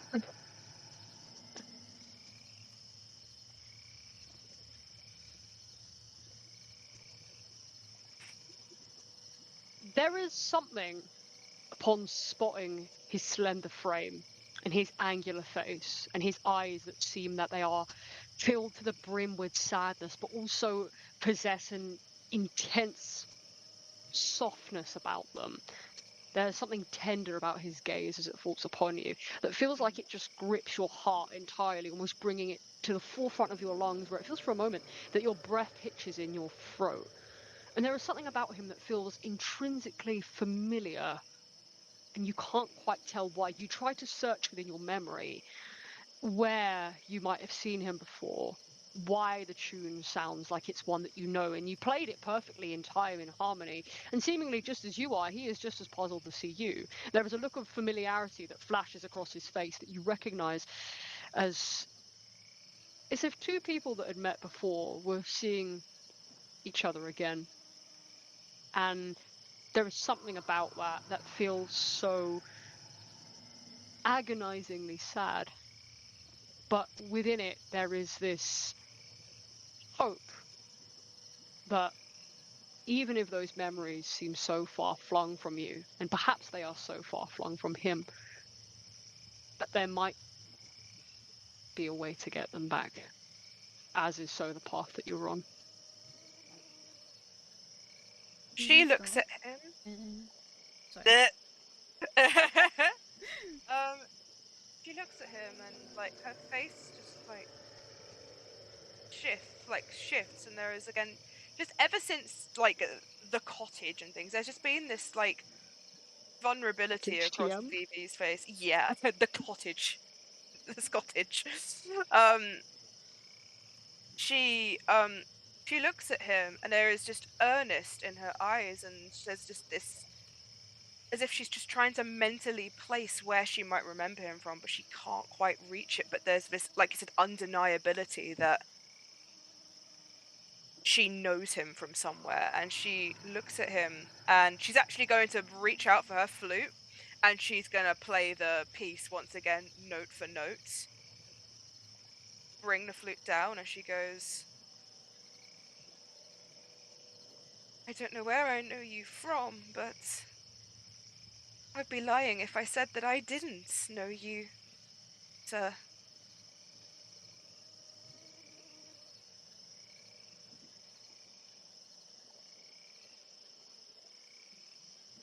He takes a step off the toadstool. It's quite tall, but he manages to do so in one fluid motion where he crouches his knees upon impact. And for some reason, it's not updated it with his. Come on. I updated his token. Give it to me. No, goddammit. There's two of Come on, them. mate. I updated his token a while ago, and for some reason it's not updating. Oh, right, it didn't update it in the default token bit. Okay. Moment. He'll walk towards you, his boots landing softly on the mud. And as he comes to stand over you, he's quite tall. He's oh god, why are you that big? Sorry. And he smells like the embers of a crackling fire on a night where the warmth of a bonfire feels so familiar to you. And he'll look at you, tilting his head side to side and narrowing his eyes, and he says, yes, no, I feel the same. I heard your flute from across the water. I've been here for a long time, and I don't think there's anyone who's passed who's seemed quite as interesting as you, but also who's been able to mimic a song of mine in such perfect manner. And Is your he'll song? bow. He'll Oh, sorry, go, nod, go, and go. there'll be a no, you're fine. He'll nod, and there'll be a soft smile that creeps across his face, and he'll say yes, and he'll bow from about the chest up to you, with his hands tucked behind his back, and he'll say, "My name is Octavian. I'm Octavian Meliamne, and you are? I feel like I should know, but I don't." Um, she looks at him and a sort of like a smile sort of begins to form over her face, and she just goes, "It's beautiful for someone who has felt so much loss these past few moments. It's brought a sense of hope within me that something only truly beautiful music can. So, one, I thank you for that." And she'll go to kind of like take a deep breath as if she's going to um sort of like make her voice, like she's going to sort of raise her voice, and then she kind of almost stops herself and she goes, "I'm Vivian." The smile finds its way to his face, but you'll find as quickly as it does, it droops. But his eyes are still seemingly filled with fleeting joy, and he says, "Well, it's a pleasure to meet you, even though something within me feels like maybe this isn't the first time." And he'll turn to you all, and he'll offer you just the same polite bow, and he'll say, "There are mortals that come here, ones like myself. Usually they are looking for something from Bavlorna. I did the same once, and it has cost me dearly. I find that in this half of my life that I've been here for quite some time. I've tried to find my way out of downfall, and I can't quite. Two reasons, really. The fog is quite thick, and even for a wood elf like myself, it's difficult to discern where one's going. On another note, it's a bit hard to leave when what I want back is so close still." And you'll see that he's looking in the distance towards Bavlorna's cottage. Um, as he sort of bows, you'll notice that she curtsies. There's a sort of poise and rehearsed kind of elegance in the way that she does this. It's not over dramatic or anything like that, but it is more formal. And she looks at him, and there's an almost like wistful look over her face as she goes, "You lost something too?" He moves his hand to the back of his neck as he looks almost sheepish, and he says, "In a manner of speaking, yes. I made a deal with Bavlorna some time ago now. Time in this place seems not pass the same as it does from where I was from. I struck a deal for Bavlorna, but when it came time for me to pay up, I refused to give her what she wanted in return. Foolish of me, really. I gave her my still beating heart. As punishment, Bavlorna took what I wanted by force. She swapped out my heart, and with it, replaced it with a goat's heart so that I would not die. It's quite uncomfortable, really, having something within you that isn't yours. To be honest, I'm not sure why I made that deal in the first place. I can't remember what I wanted to forget. I suppose it might be the same for you, any of you, if you're here, that is." Phoebe kind of looks back at the group. Oh, and she nods. There's an almost like just sorrow sort of, and in sort of like the relatability of everything. And she looks back at the rest of the party.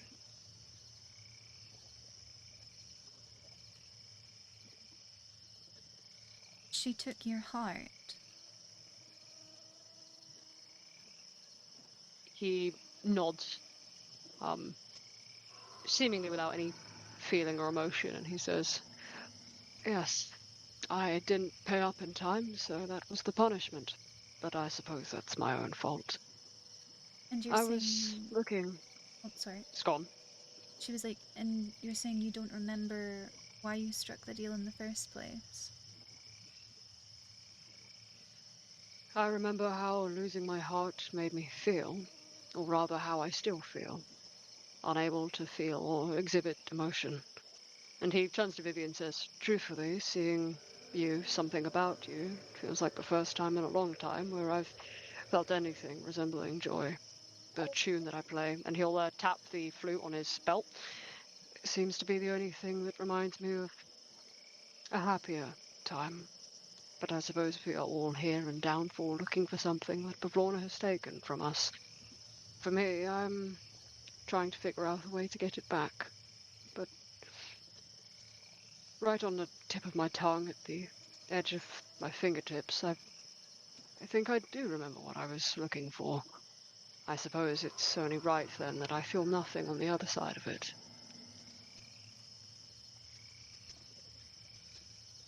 Hmm.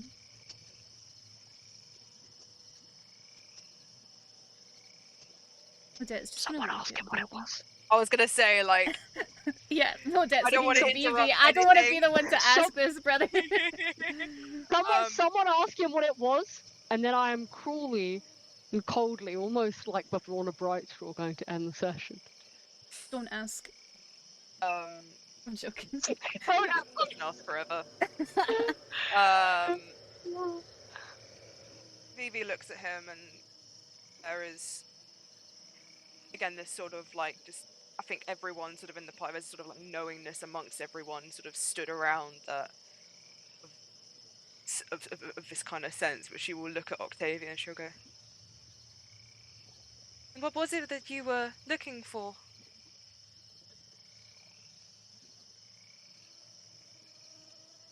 He sighs deeply, a resonant groan from his chest that is evident as the pain etched into his face. And he will say, I suppose, in a manner of speaking, I got what I asked for. I didn't realize it would be this sorrowful. But before it, when my heart was mine, I remember feeling such intense agony, a yearning, a pain that would not go away. And seemingly, whatever the source of my misery was, it was so painful that myself back then, I wanted anything to be rid of it. I wanted to move on, but the pain in my heart didn't.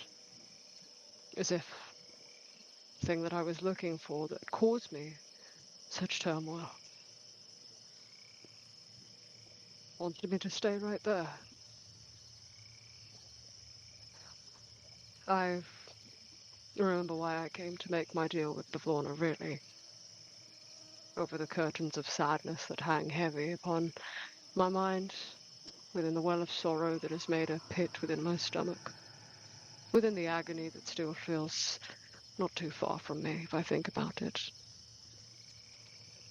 The pain came because, truthfully, if I'm remembering correctly and time has not muddied my vision, I was looking for someone that I loved. And that someone that I loved, I believe that they were someone that I lost. And that's where I'm cruelly going to actually tell you that this is over. So, I love the... Did you hear what he said? Sorry, that wasn't confusing, was it? No, I heard it. So he He's looking for lost. someone he loved. He was looking for He was somebody looking loved. for... Yeah, and the person that he loved was someone that he lost. Yeah. Okay, Aw. cool. I just want to make sure. Okay, Oh my anyway, God. as your journey in hither appears to be coming to an end, at least for now, at least until you have recovered the portrait of Skibatha Nightshade, it appears that your time in the murky swamps and sinking mires of Downfall is soon at its end. As the dancing fireflies and the choke of crickets, accompanied by the harmony of croaking frogs and seemingly Octavian's haunting melancholic tune, appear to all begin to meld away with the thick of the fog. Your journey will soon take you to Tither to recover the portrait of Skibatha's Nightshade from her carved out trunk of a lair all the way over in Loomlurch.